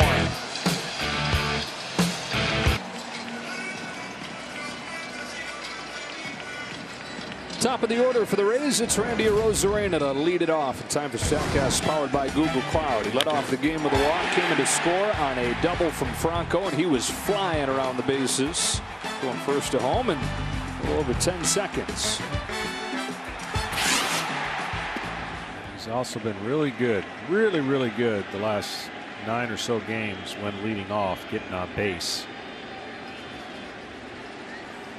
Shades of a World Series Game 4, him scampering home last year on Brett Phillips' hit. Ball 2. I mean, there's just no way to describe what he did last year. It's just not possible. No. And the expectations were so great coming into this year. I honestly thought it would be humanly understandable if he had a letdown to his year, but he really didn't. He did a nice year, as you mentioned, probably the front runner for Rookie of the Year. A baseball Benjamin Button, who wins a championship series MVP and then a Rookie of the Year in that order. Yeah, it's weird. You don't ever see it kind of play out like that. I mean, he does have holes, but very few pitchers last year tried to pitch him in and tight. And that's where you got to go, and you can even go a little bit further in because his hands are so lightning quick. He doesn't see. 95 doesn't bother him. 95, 98, 99 doesn't bother him out over the plate, but tight to his hands and up. He's not going to hit that. On a 2-2 from Pivetta. Watches one spin low and away to run the count full.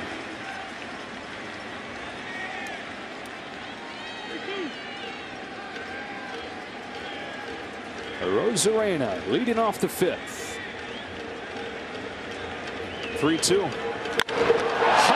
Drive way back. He'll admire it. Oh my goodness. Oh my goodness. Long gone.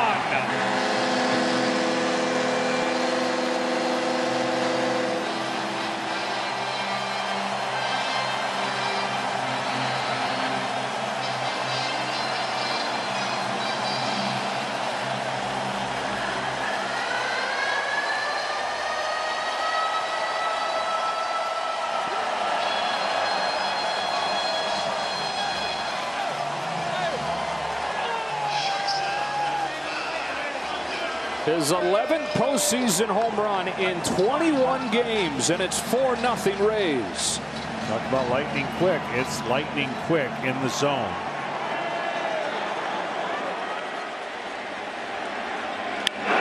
Franco now goes the other way, but gets this off the end of the barrel. Pulled in by Verdugo as we look back at Arozarena's home run. I mean, that's just quick to the ball, simple, young, powerful, and excitable.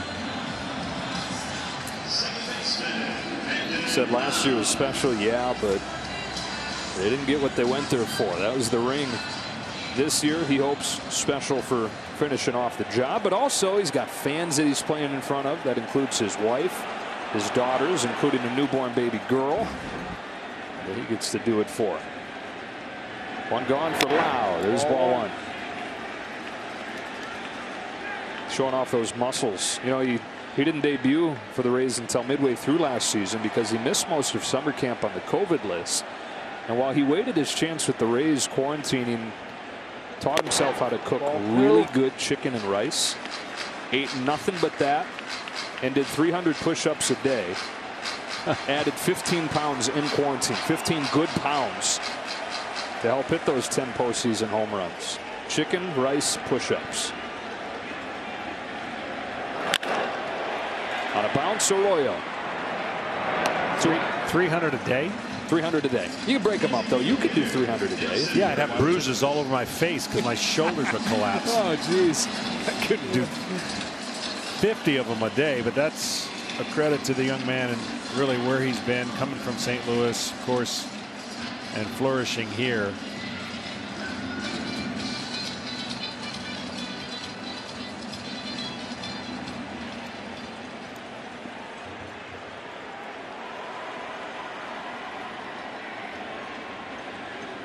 Two gone. Nelson Cruz, who has a home run of his own today. Ball one. I just can't get over the, I don't know, maybe it's just me, but he reminds me of a young Andrew McCutchen. The Rosarena, you're saying? Yes, yeah. Just that lightning quick hands at the plate. McCutchen had such, I mean, which wins him an MVP, and certainly the build is similar. There's very few guys you see that have that kind of style and size, but can smoke a baseball with their quick hands at the plate. And so quiet before those quick hands attack. Right? Like this is just a powerful, majestic swing, right? This isn't violent. This is kind of like he's swinging through the water, but it's so smooth and so professional. He creates the power because he's just that much bigger. That being Nelson Cruz. Fly the other way. Renfroe to the track with room. A lot of long fly balls in this inning. One of them leaves the yard. It's a Rosarena. Different year, but it's still October. It's Randy's month. It's 4-0 Tampa Bay.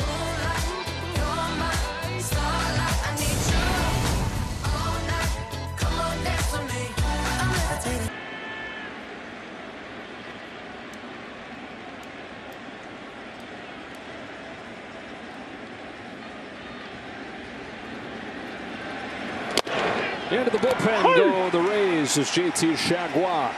First out of the pen. Delivers strike one on Xander Bogaerts. Call to the bullpen sponsored by Intuit QuickBooks Live. Chargois was picked up earlier this season from Seattle. Live stuff, but there have been times where he has just completely lost it and not been able to throw it in the strike zone. So you kind of don't know what you're getting when he comes out. Good spot for him here with a 4-0 lead. Yeah, a little different arm angle. He's going to throw it upwards of 96, 97 miles an hour. And two-pitch mix of slider and a changeup. But I'll tell you what the Rays do. They find different arms. They find different angles. They zig when everyone zags, and they try to create as uncomfortable at bats as you possibly can think of in a 9-inning game. And they do it with a variety of ways. And this year's bullpen, a little more different than just 98, 99. No. 1-2. Yeah, I mean, you look last year and a lot of hard throwers coming out of the pen at the back end of things. You had Nick Anderson, Diego Castillo, Pete Fairbanks, all those guys 96 plus. Still have that heat, but a few more wrinkles in there too. 1-2 pitch on the ground into center. Base hit for Bogaerts to start the 6th inning. Nobody does it better with 2 strikes. That's what the Red Sox have been able to do as a team. They don't get bothered. They don't have a lot of wild swing and miss. And you see how confident Bogaerts is with 2 strikes. He spit on the real good slider and saw a fastball up and took it right up the middle. It's a 4-0 game. Tampa Bay in front after the Rosarena home run, and he loves it. They love him. This guy is a showman. It is fun to watch.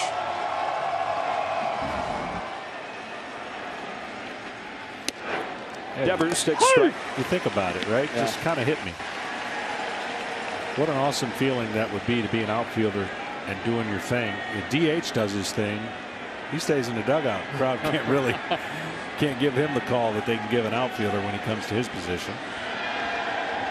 He gave him 2 balls. He had a home run there and then tossed up his warm-up ball on the corner, strike 2.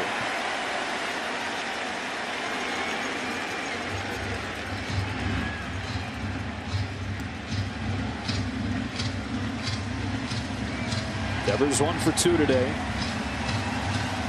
Boston has 6 hits in this game, but all of them singles. And they've been scattered. 0-2. In the air to center field. Got under it though, and Kiermaier with an easy play for the first out. We were talking about this Rays bullpen that brings so many different angles at you, so many different guys that do very specific things well. They match up so well, to the tune of a 3.24 ERA that led the American League. And they set a record by having 14 different players pick up a save this year. That is the ultimate closer by committee. Yeah, it's amazing. Usually doesn't work that way for most other clubs, but they use a variety of guys in a variety of situations. No real clear-cut guy. And that unit down there should be very proud of what they were able to do, because they logged a lot of innings. 1-0 on Renfroe. I mean, it may not seem like a lot, but just between this team and the Red Sox, they have almost 100 more innings out of the pen than the Red Sox. And the Red Sox had a lot out of the pen. So, yeah. It's the one thing that they have going.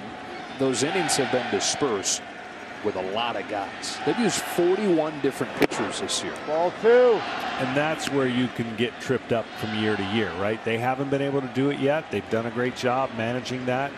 But you think about how many more parts have to go right for you to be successful. It only takes 1 or 2 of those guys to have the hiccups, and it kind of derails the system. But they haven't had many of that, and credit them and the organization for finding the right guys.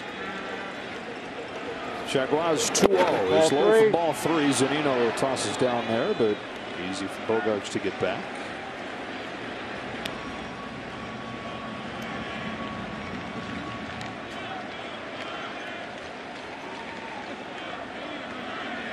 JT Jaguar was acquired for one of those pieces of last season's pen. Diego Castillo was such a big part of what they did. Constantly churning, constantly rolling things over, bringing in new guys. Strike 1. We check in with Ken Rosenthal. Joe, some of those new guys include David Robertson, the veteran who was a member of the U.S. Olympic team. Luis Patino, who came over in the Blake Snell trade. Colin McHugh, he was with the Red Sox last year but opted out of the shortened season because his elbow was slow to recover from a procedure. He's here now on a bargain contract. And Michael Wacha, remember him? He's here too. Bouncing ball should be 2. Lau will do it himself. Double play.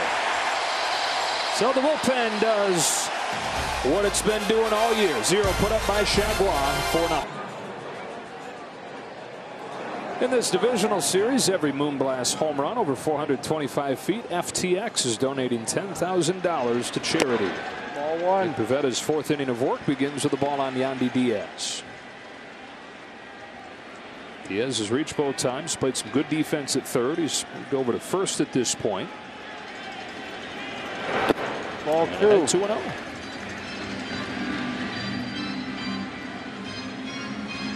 Pavetta can save Alex a lot of arms if he can kind of keep it right here. Still within striking distance.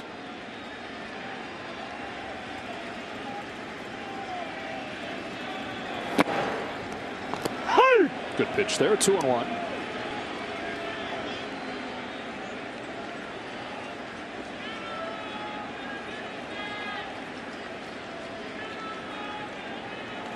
Pavetta acquired from the Phillies last year. A really nice pickup. Deals a 2-1 pitch. It's inside. A bit inside, ball 3. Yeah, and their pickups of the starting rotation, I think that's why a lot of people thought, okay, they're not really a playoff team. They know Chris Sale's coming back at some point, but they really did a great job piecing it together and giving the team a chance for their offense to be consistent. Their starting pitching did okay. And Shot the other way. Renfroe for the first out. Saturday, a massive top 5 showdown headlines a big noon doubleheader on Fox. Big noon kickoff crew is live from Iowa City at 10 Eastern before Maryland takes on Ohio State, and then it's Penn State and Iowa. A huge big noon Saturday on Fox and the Fox Sports app. Your Spartans looking okay, huh? Amazing to even say that out loud. Yeah, they've had a nice little start, 5-0. Our Lions, on the other hand, moving on. Moving on. To Joey Wendell, first at bat of the night for him. One of the all-stars for the Rays. Swings and misses at what has been his kryptonite, that back foot breaking pitch. Yeah, and I just love watching guys that don't put any batting gloves on. You don't see it very much. Old school throwback. And he kind of has the personality in the game to match, doesn't he? Yeah. Understated. Just so steady, though. Blue collar, you know, all the cliches. For a guy who grew up getting compared to Chase Utley, and he's kind of leading into those comparisons. To complete the picture, he was 5'7", 150 pounds when he was in high school. So he had all this personality in a very small package. It all kind of worked together. He's down on strikes here. Went to a Division II school, hit a growth spurt, won a national championship, got drafted in the 6th round. Gone from the A's to the Rays and turned into an all-star. Probably cuts trees down in the offseason with an axe. And no gloves, no matter how cold. 2 gone in the 6th inning. And here's Margot, a one-time Red Sox farmhand, traded to San Diego in the Craig Kimbrell deal. It was a deal San Diego didn't want to do without Margot involved in it. And he went there, never really captured the potential they saw in him. And so they packaged him in another deal, sent him to Tampa Bay prior to last season. 27 years old, his 5th year now in the majors. Fouls it off, and it's 1-1. Thank you.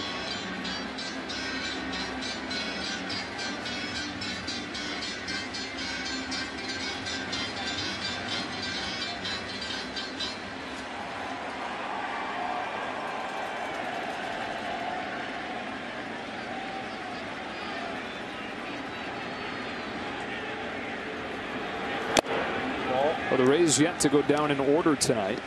Chance for Pivetta to work the first 1, 2, 3 inning.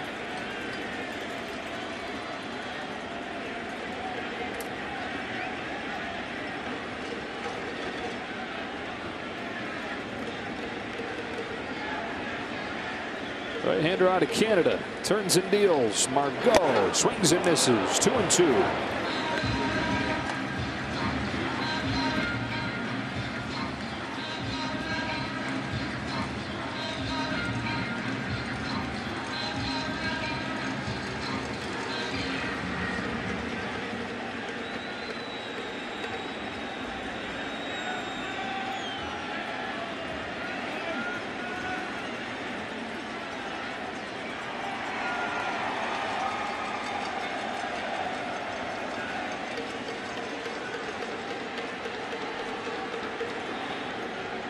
Strikes him out with the breaking ball. It's been Pivetta's best pitch this season. He's got a 1-2-3-6. Red Sox searching for some offense as Robertson comes in.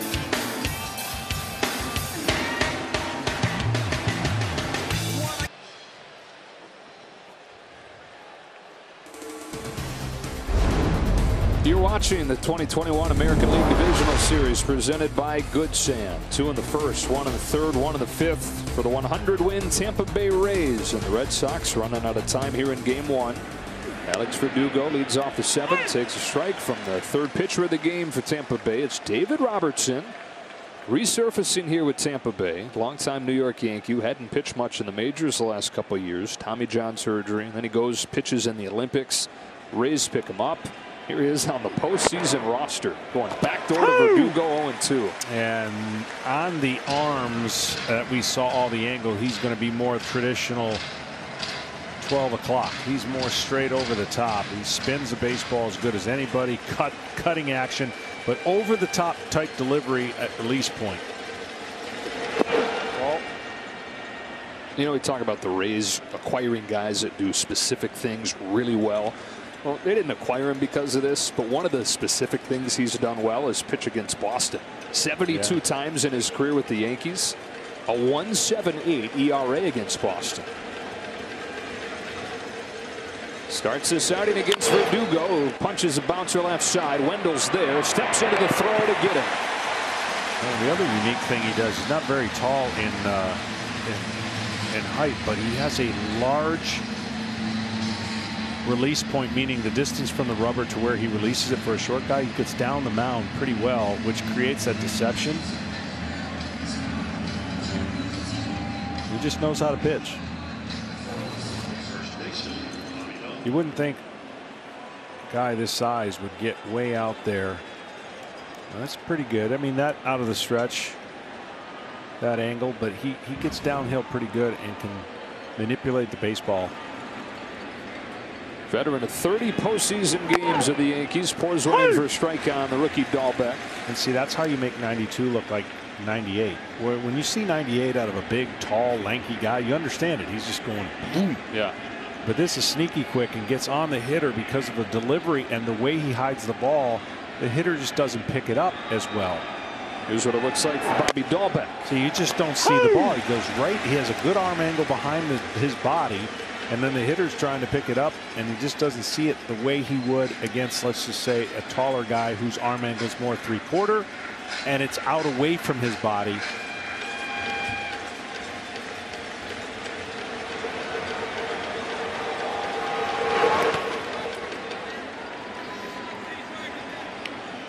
.36-year-old pitching 12 games in the regular season for Tampa Bay after they signed him in mid-August, just in time to have him eligible for the postseason.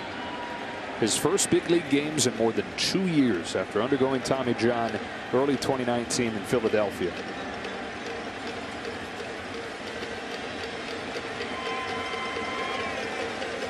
His 1-2 pitch. Ball 2. In the dirt for ball 2.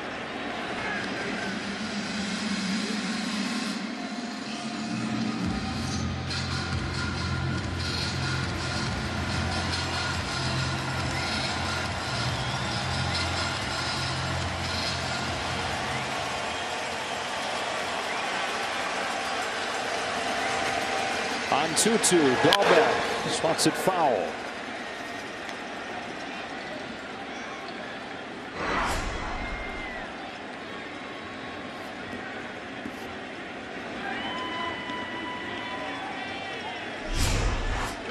I always find it interesting. Guys break into the league and show tremendous power and tremendous capability of hitting 40. It's not that easy to do it every year.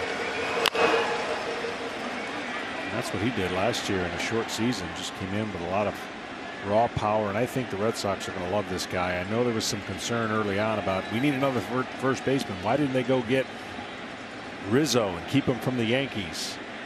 I think he woke up and found his mechanics at the right time to get back on track.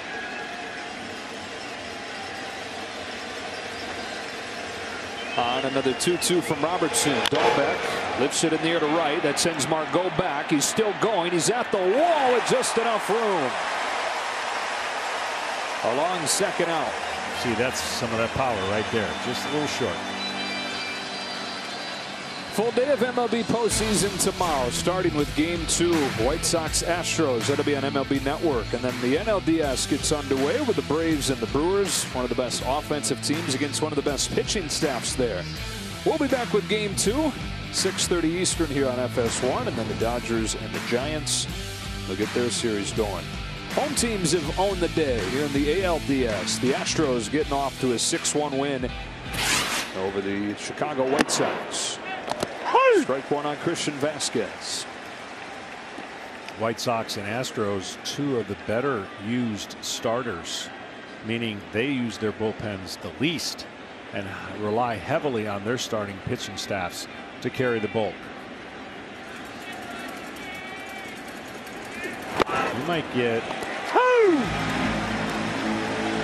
You might get some soccer scores in the Milwaukee Atlantic series. Yeah. That's how good their starting pitching has been. Speaking of starting pitching, young man going tomorrow for the Rays. That would be a nice cushion if the Rays can hold on to give him that ability to pitch up 1-0 versus down 0-1. Reaches out, off balance, roll to Franco. David Robertson with a little help from his defense there. With a 1-2-3 seventh inning. We stretch in Tampa Bay. And coming up for the Rays in the bottom of the inning, Randy Arozarena, who's got a home run. He's scored a couple. Rays in front. Nope.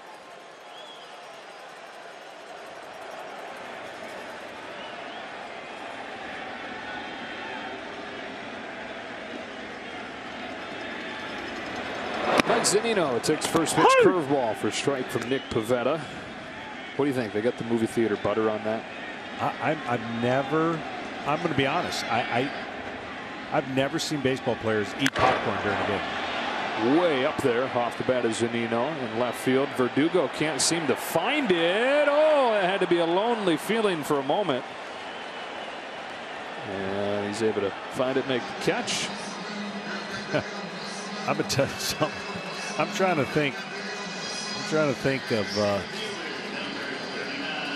of all the times that, you know, as a starting pitcher, you got nothing but time to eat. Yeah, and there's some good things to eat, right? No popcorn. We've never had popcorn. It looks like good popcorn. First of all, well, whatever they're doing, it looks like. Keep doing it. Keep doing it. Now, I was famous for a lot of food rallies. Food rally? Food rally. Okay. Kiermaier. You'd be down, and whatever you're eating, you just keep eating until your team comes back. So I sacrificed my body early on in my career for things like that. One day it was chicken wings, and I mean, it was a record amount. We did come back. So whatever it takes, you got to be not superstitious, but do whatever works. A little stitious, though. Yeah, a little. Yeah.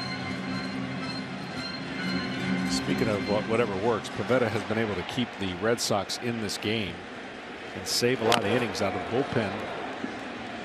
One of those things where if the offense doesn't get going, it's not going to matter today, but it very well could as the series goes on. Yeah, I mean, you know, there's 2 off days in a 5-game series, but sometimes you don't get to that second off day. No. Kiermaier. Ball takes a ball, 2-2.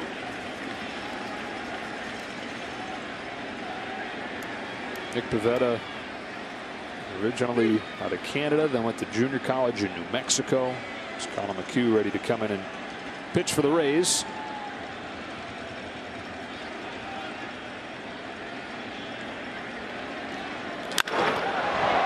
Back spinning fly to center for Hernandez. 2 up, 2 down. And a quick word from Roman. When it comes to your health, what you do next matters most. Roman, official partner of Major League Baseball.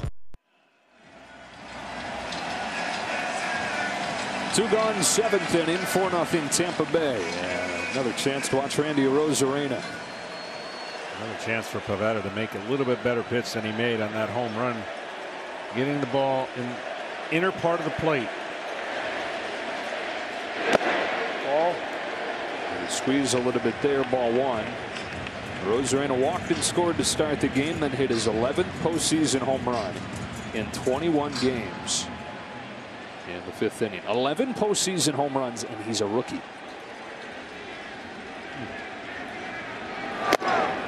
Debuted with St. Louis late in 2019. Even had a little bit of time in the postseason with the Cardinals in 19.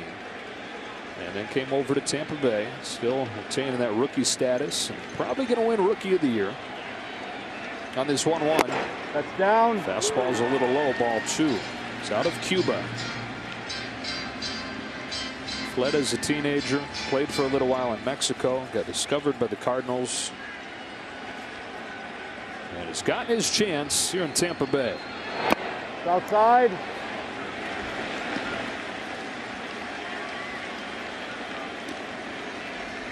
Dangerous pitch here. 3-1, 2 outs. Can't just lay it in there. Buckle up, 3-1. Oh, he had bad intentions. But see, even though he made a mistake, that's the area to get him out. Like, he didn't intend to throw it there, but that's the area with 2 strikes. You've got to throw a Rosarena. You've got to make him conscious in there. That's up. 2-out walk. On for the 3rd time today.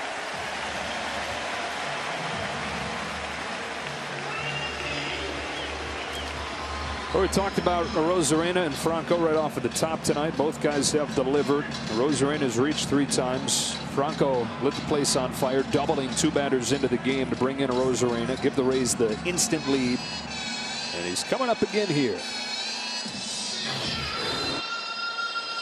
Sure is great when a guy lives up to the hype. And feels like we've had so many guys live up to impossible hype in recent seasons, from Acuna to Tatis to Vlad Jr.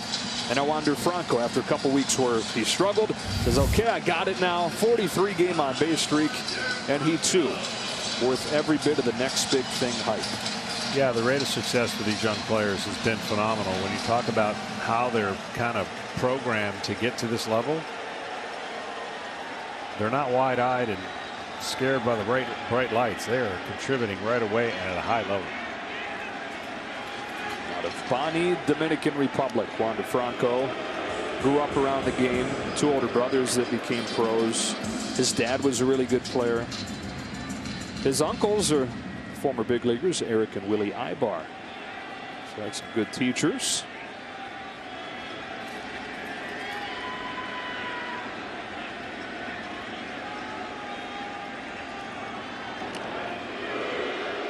That didn't mean that it was all smooth for him, though.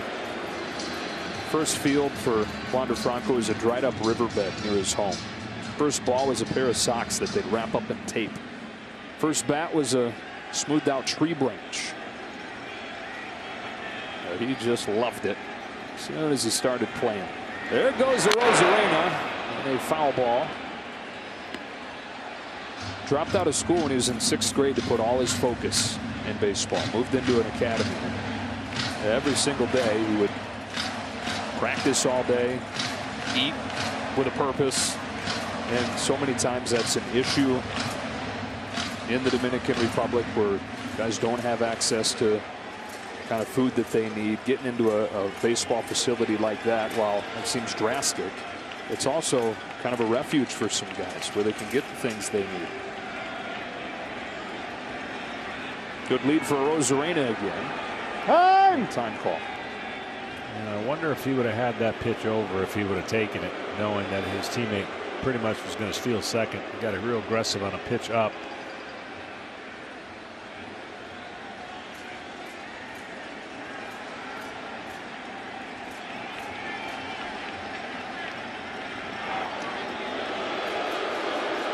Now the Rays, you would think, from an analytical standpoint, might not appreciate the opportunity to steal bases. They actually have been thrown out the most, but they will try to take that extra base and value what, especially in this case, 2-out hit can do if a man's standing at second. He's got a huge lead. Not going. Ball. Got his 20th steal on the final day of the regular season, and the reaction was like he had just set the stolen base record as he got his 2020 season. He's also, like you mentioned, as a team, the Rays steal a lot of bases, but get caught a lot. Randy stole 20, but he was caught a major league high 10 times.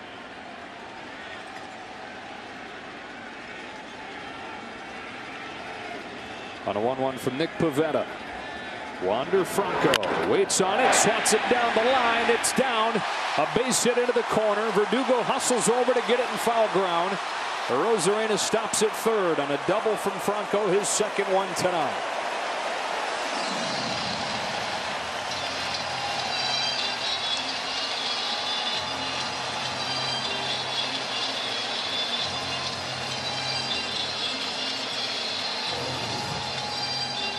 I want you to watch this stop sign, how emphatic this is with two outs. Sometimes the Rays and these guys will run through stop signs, and he had his intention to do it right here, and it was very, very emphatic to get back to the bag, almost so that you can see the conversation right there.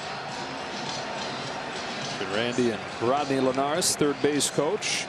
Alex Cora making a change. Pretty good stuff from Nick Pivetta to keep him in the game tonight.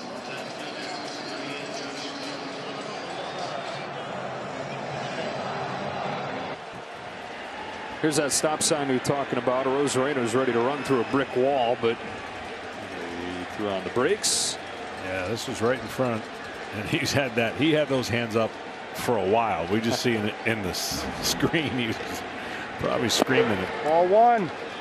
Josh Taylor comes in here, lefty-lefty, facing Brendan Lau, and big spot in this game. Boston still right there, 4-run game. Only 6 outs to work with. Base hit could put this one on ice. Josh Taylor on for Lau. Missed the final couple weeks with a lower back strain. It was a bit of a surprise addition to the wild card roster. Now there is nobody close enough to keep Rosarena close to the bag, so he can get off as far as he wants and create a little bit of havoc for Taylor because of the shift.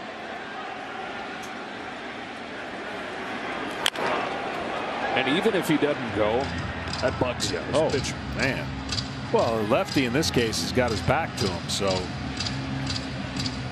a right-hander would be able to see that lead, but he can walk as far as he needs as well as Devers is away from the bag. Rule of thumb is you can go as far as the guy is away from the bag, and he pretty much go halfway home.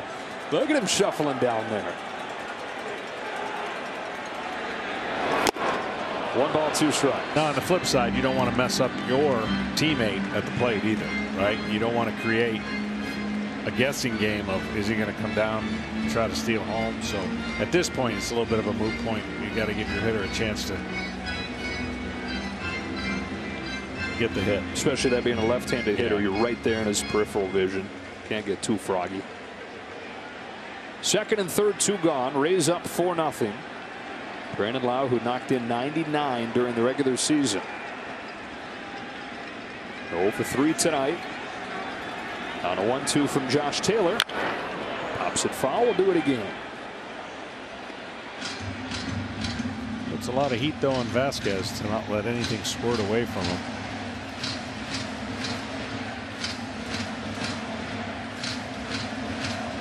Well, this Red Sox bullpen did an amazing job after last year. Just not even a chance. They just were pitching staff decimated by a lot of things, and they had found the right combination in the second half. Got some guys hot, rode them.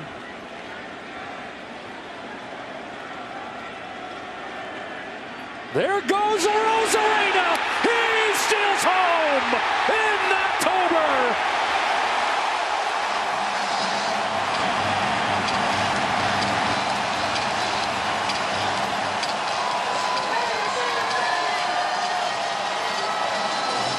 He timed it up. Watch how he times it. As soon as he goes to that, there was a timing mechanism that was taking place on every pitch that Taylor threw. See how he goes through the leg kick, and then it's just a little too late to try to make that move.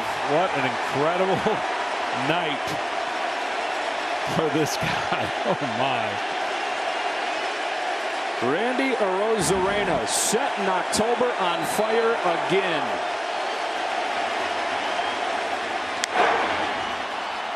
Lau in the air to right. Up near the rings. Can't the find beams. it. They can't find it, and Arroyo does at the last moment. Wow. The Rays get a run. Arozarena steals home. This guy is incredible. And the Rays have a 5-0 lead in Game 1 of the division series. Film. Randy Arozarena. Christian Arroyo fouls off J.P. Fireeisen's first pitch of the 8th inning. And that is not just an incredible play to watch, but a big run. Making it so one swing can't tie the game. 5-0 now. 5th run always good for a manager's heart rate, health. Arroyo serves one down the line. His second hit tonight. And with a 5-run deficit, no use in trying to turn that into 2. Leadoff man aboard. Look back at the first steal of home in the postseason since Javi Baez in 2016 in the NLCS for the Cubs. It was a process that he was taking information each time he led off, and each time he watched this set of mannerisms that Taylor took to throw a baseball. He decided not only to have the guts, but the speed. Hit a home run, stole home. What else can he do? Rob a home run? I mean, Kike Hernandez now fouls it back. Rays fans and Rosarena are hoping that steals of home early on in the postseason lead to world championships like it did for Javi Baez in 16. That's tough on Taylor. I mean, when you got a shift played that far over and you got no protection really at third base.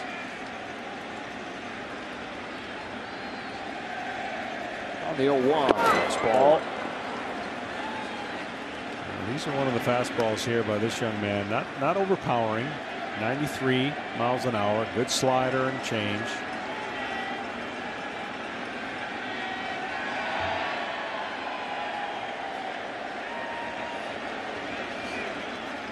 Came over in the same deal that sent Willie Adames to Milwaukee. Ball Got two. their game 3 starter, Drew Rasmussen. JP Fireeisen went to Division III Wisconsin Stevens Point to be a teacher and joined the baseball team mostly for fun. Put on 35 pounds in his first 2 years. His fastball jumped. Suddenly he's throwing low 90s. Scouts started coming, and now he's a big leaguer.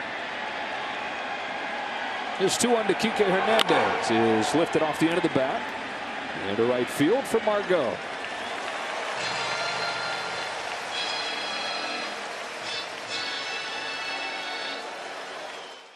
Want to stay up to date during the postseason? Hey Siri, show me postseason baseball scores.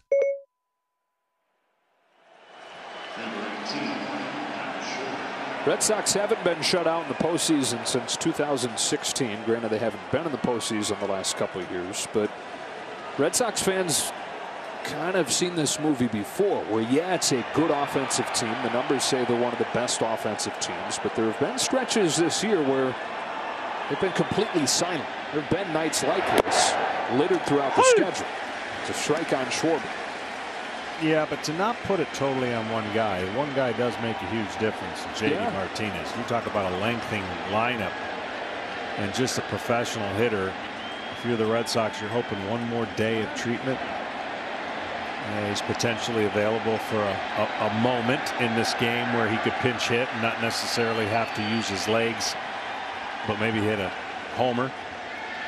So Alex Cora said, go ahead and homer and you can walk. Doesn't matter how swollen that ankle is. Ball. And if you're looking for a reason to feel optimistic, if you're the Red Sox at this stage, down 5-0 in game 1 of a short series, the guy you're facing tomorrow made his big league debut a few weeks ago. I know he's got great stuff, but you had 111 big league starts before you debuted in the postseason, and I imagine there were still all kinds of nerves. This guy's pitched in 3 games, and he's going to start game 2. Yeah, that to me is still mind-boggling.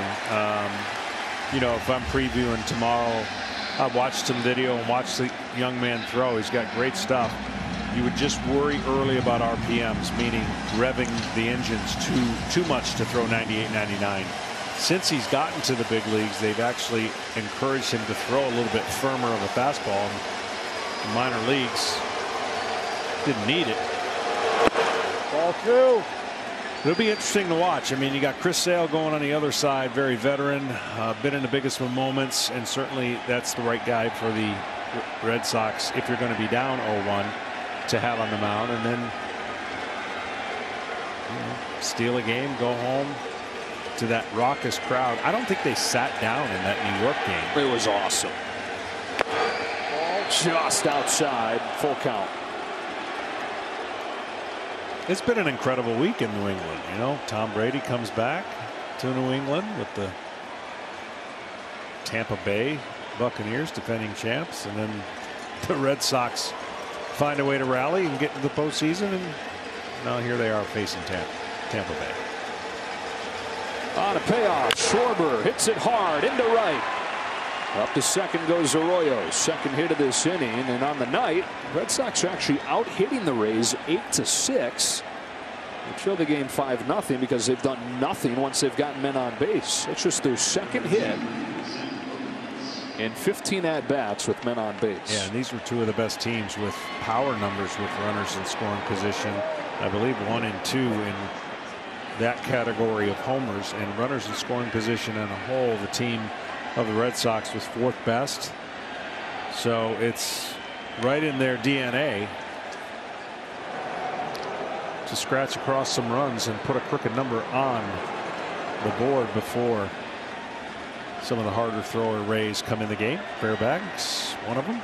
Yeah, Kevin Cash has been able to stay away from the bigger, higher leverage pieces. They're not going to mess around here. Getting one of them going with 2 on and 1 out. Heart of the order. Bogarts. Strike 1. And again, we've been talking about J.D. Martinez. The right situation. You could see him. Bogarts 1 for 3 in this game. It's a struggle late in the regular season form. A huge game on Tuesday in the wild card game. Just one of the best players out there. 3-time All-Star. Hits it way up there. Shallow center field. Kiermaier palms up, can't find it, and it falls. Boston catches a massive break. The bases are loaded. Wow. I'm telling you, it's been hard tonight. I mean, if you don't pick up the ball right away and you're trying to look, if you don't pick up that ball and stare at it, it gets caught in that ceiling. And we've had about 4 now that have been caught. But you're talking about one of the best center fielders in the game who plays here all the time. That's the shocking part. It is a tough, I mean, just, you know, the years I was here shagging, you take your eye off it for 1 second, you can't pick it back up. It disappears into the ceiling. Well, there are certain times a day in outdoor ballparks where it's tough. Here, you're always looking up at a vaguely ball-colored sky. Nothing harder than the Metrodome back in the day with, they called it the baggy, you know, the white kind of texture that they use there. This one's not white, it's kind of an off-colored white.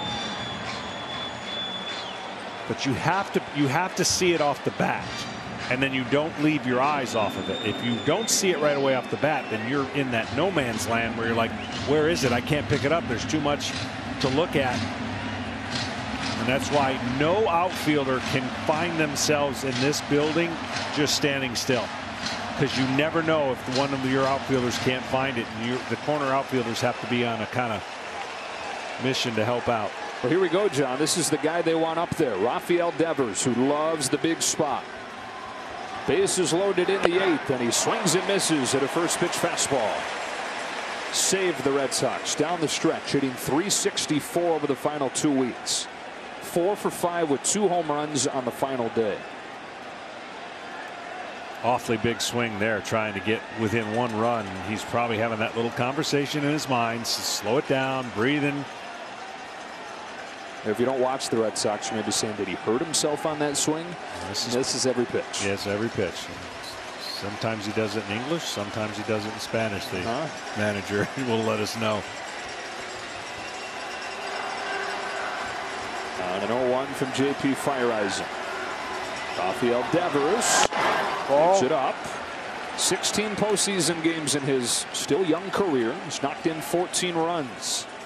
Hit an inside the park home run as a rookie at Fenway Park in the postseason. 38 home runs this year, career high form. Home run here would change the day.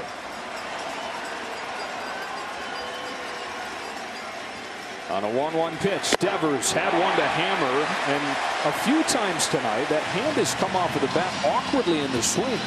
Yeah, he has looked awkward, and if you're tuning in, you think maybe there is something wrong, but he's trying to get the barrel of the bat to it and coming up a little bit awkward. The fastballs that I mentioned earlier in the game that he was getting pounded with fastballs, and they were beating him in the middle part of the season. He's made some adjustments, but he's been killing off-speed pitches, and you can see that they're staying firm in this at-bat.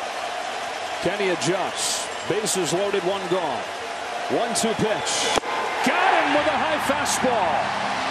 And the same awkward looking finish to the swing as Devers goes down on strikes for the second time tonight. No need to adjust a game plan. That's not 98-99, by the way. That's just well placed. Good backspin, four-seam fastball. And again, you see the awkward hand that comes off the barrel of the bat, and it's not the one you would think. It's the bottom hand. That's not the picture you get when you look up one-handed finish. Feyereisen not out of the woods yet. A 38 home run hitter to a 31 home run hitter. Renfroe. It's inside. One ball, no strikes. Red Sox have just one hit with a runner in scoring position tonight. It was that gift of a base hit on the pop-up to load the bases here. Renfroe, who was cut loose by the Rays after his worst year last year.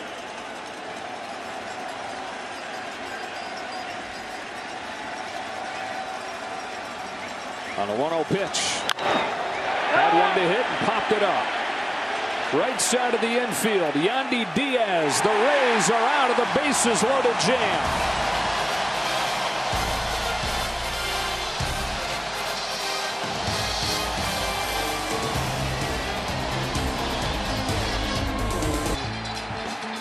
Make a full highlight film of the stuff he's done. There's those push-ups that made him strong during quarantine last year. He's stolen home and is the first player in postseason history to hit a home run and steal home in the same game. You wondered how he would follow up the record-setting postseason as a rookie. Well, he's still a rookie, but pretty darn good follow-up performance in his first game as Adam Ottavino comes on to pitch. Famous commercial. Must be the shoes. It must be the popcorn. Something over there. Because he's been chilling in a bag of popcorn most of the game. Nelson Cruz with a soft bouncing ball to second for Christian Arroyo. I'll predict which players will stack the most total bases each day during the postseason. Compete to win $20 grand at their MLB Base Chase, presented by Michelob Ultra at MLB.com/Base Chase. The official rules for details. So we saw Randy eating the popcorn. I think we saw Nelson Cruz eating the popcorn as well. He's got a bomb. Eat popcorn. Homer. Yandy Diaz.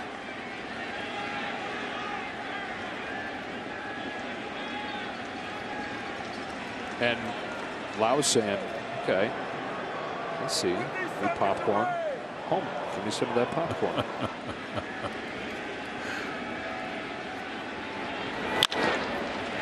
Struck to short. Bogarts. 2 up and 2 down. Now that's like a broadcaster no-no, right? Popcorn. Yeah, you get that stuff stuck in your throat. You're done.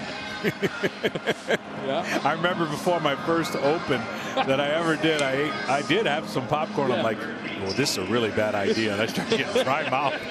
And there's no cough button for that. No. Gonna get you a popcorn button. That's just the eject button. 2 gone, Joey Wendell. Well, for the Red Sox in the 9th inning, Verdugo, Dahlbeck, and Vasquez. J.D. Martinez is available, but don't figure that he'll use him just to use him. Red Sox really needed something there. That bases loaded chance. Ball 1. They're turned away. 8 scoreless innings by Tampa Bay. First 5 from Shane McClanahan, 3 from the bullpen. And you wonder and you hope that Rafael Devers is okay, because he just hasn't looked right. And there's always a lot of stuff going on at the plate, but Ball 2. Just doesn't quite look himself on those swings.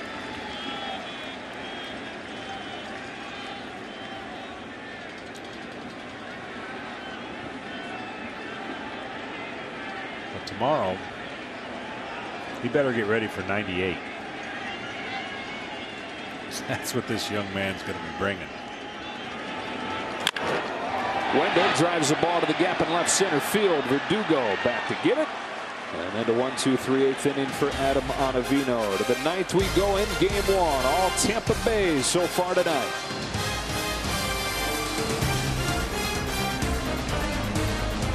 Tick on-field caps, tees, hoodies, and more. Get all your postseason gear and wear what the champs wear at the official source, MLBshop.com. On to the ninth inning. In St. Pete, Alex Verdugo leads it off for the Red Sox, who are out hitting the Rays 9-6, but trailing 5-0. J.P. Feyereisen, who's able to get out of the eighth inning out of a bases-loaded situation, stays in there for the ninth and delivers strike one. And like you said, I mean, it's a perfect game plan if you're Kevin Cash. You got through this game with your young starter without really having to take him out early, and you hadn't had to show the Red Sox all your weapons early on.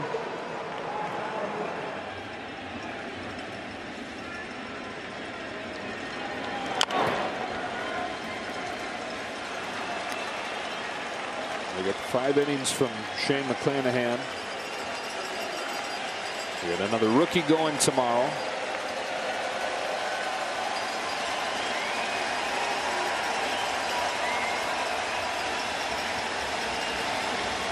No balls, 2 strikes on Verdugo.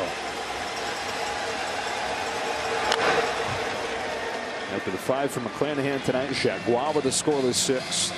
Robertson a perfect 7th. Feyereisen trying to pitch the last 2 innings. Now, the #1 pitching staff in the American League this season, and run prevention has been their headline in recent years as they've been so good. The last time they had a shutout in the postseason, 2013, in the wild card game against Cleveland.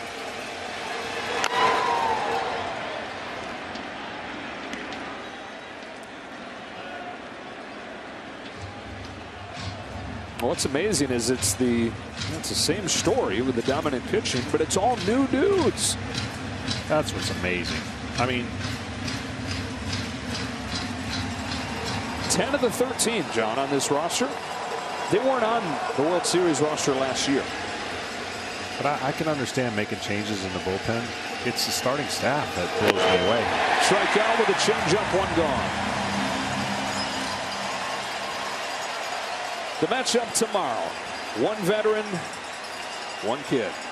Chris Sale, who's been solid since returning from Tommy John surgery. Shane Baz, who's made 3 outings in the big leagues. It's just so hard to explain what that would be like, but one thing the Rays have always done a good job of, the guys they bring up, going all the way back to the David Price. Dahlbeck pops it up. They're ready when they get here. Yeah. Zunino puts it away, 2 gone. And they would never put these young men in the situation that you're talking about if they didn't feel like they were ready. Seriously, you're talking about a team that wins 100 games, and you've got 2 rookies starting arguably the playoff run, your most important series, to keep going. It's a credit to them and to the organization for having faith in them, putting them in that spot. It's the 2nd time in big league history that rookies have started games 1 and game 2. First time that they've both been named Shane. That is true. Jared Parker and Tommy Malone for the Oakland A's in 2012 both started first couple games against the Tigers. Both pitch well, but lost. Strike 1 on Christian Vasquez. And don't forget, you got a rookie, a converted reliever, going in game 3, and Drew Rasmussen. From Snell, Morton, Glasnow to 3 rookies. Different guys, similar results. Quickly 0-2.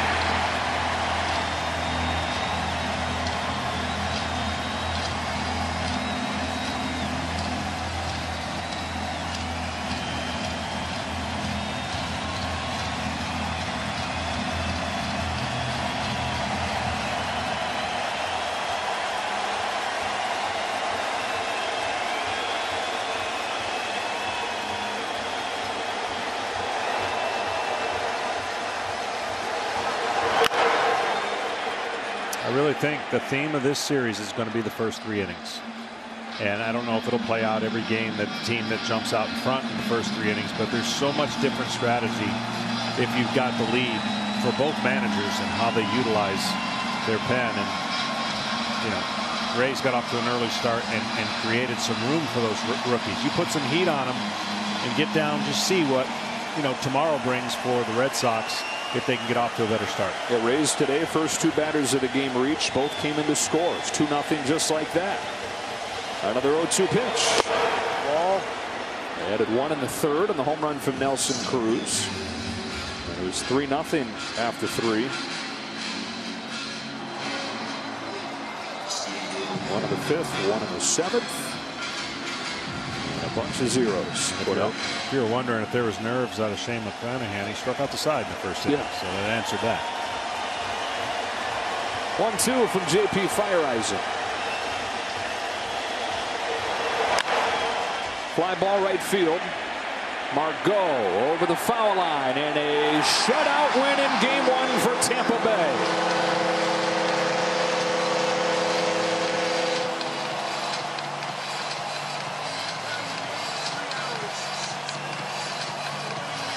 That was the equation all regular season long. Dominant pitching and flair from some of the young guys. At the top of the order, Arozarena and Franco leading the charge for a 5-0 win as the Red Sox get shut out in the postseason for the first time in 5 years.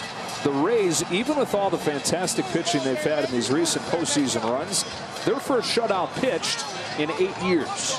Yeah, I mean, the Rays know someone's going to have to upset the apple cart and beat them at home, because if they take care of business at home, that's what that 100-win season did for them, at least on the way to the World Series. But they got some magic at home, and they're a confident bunch.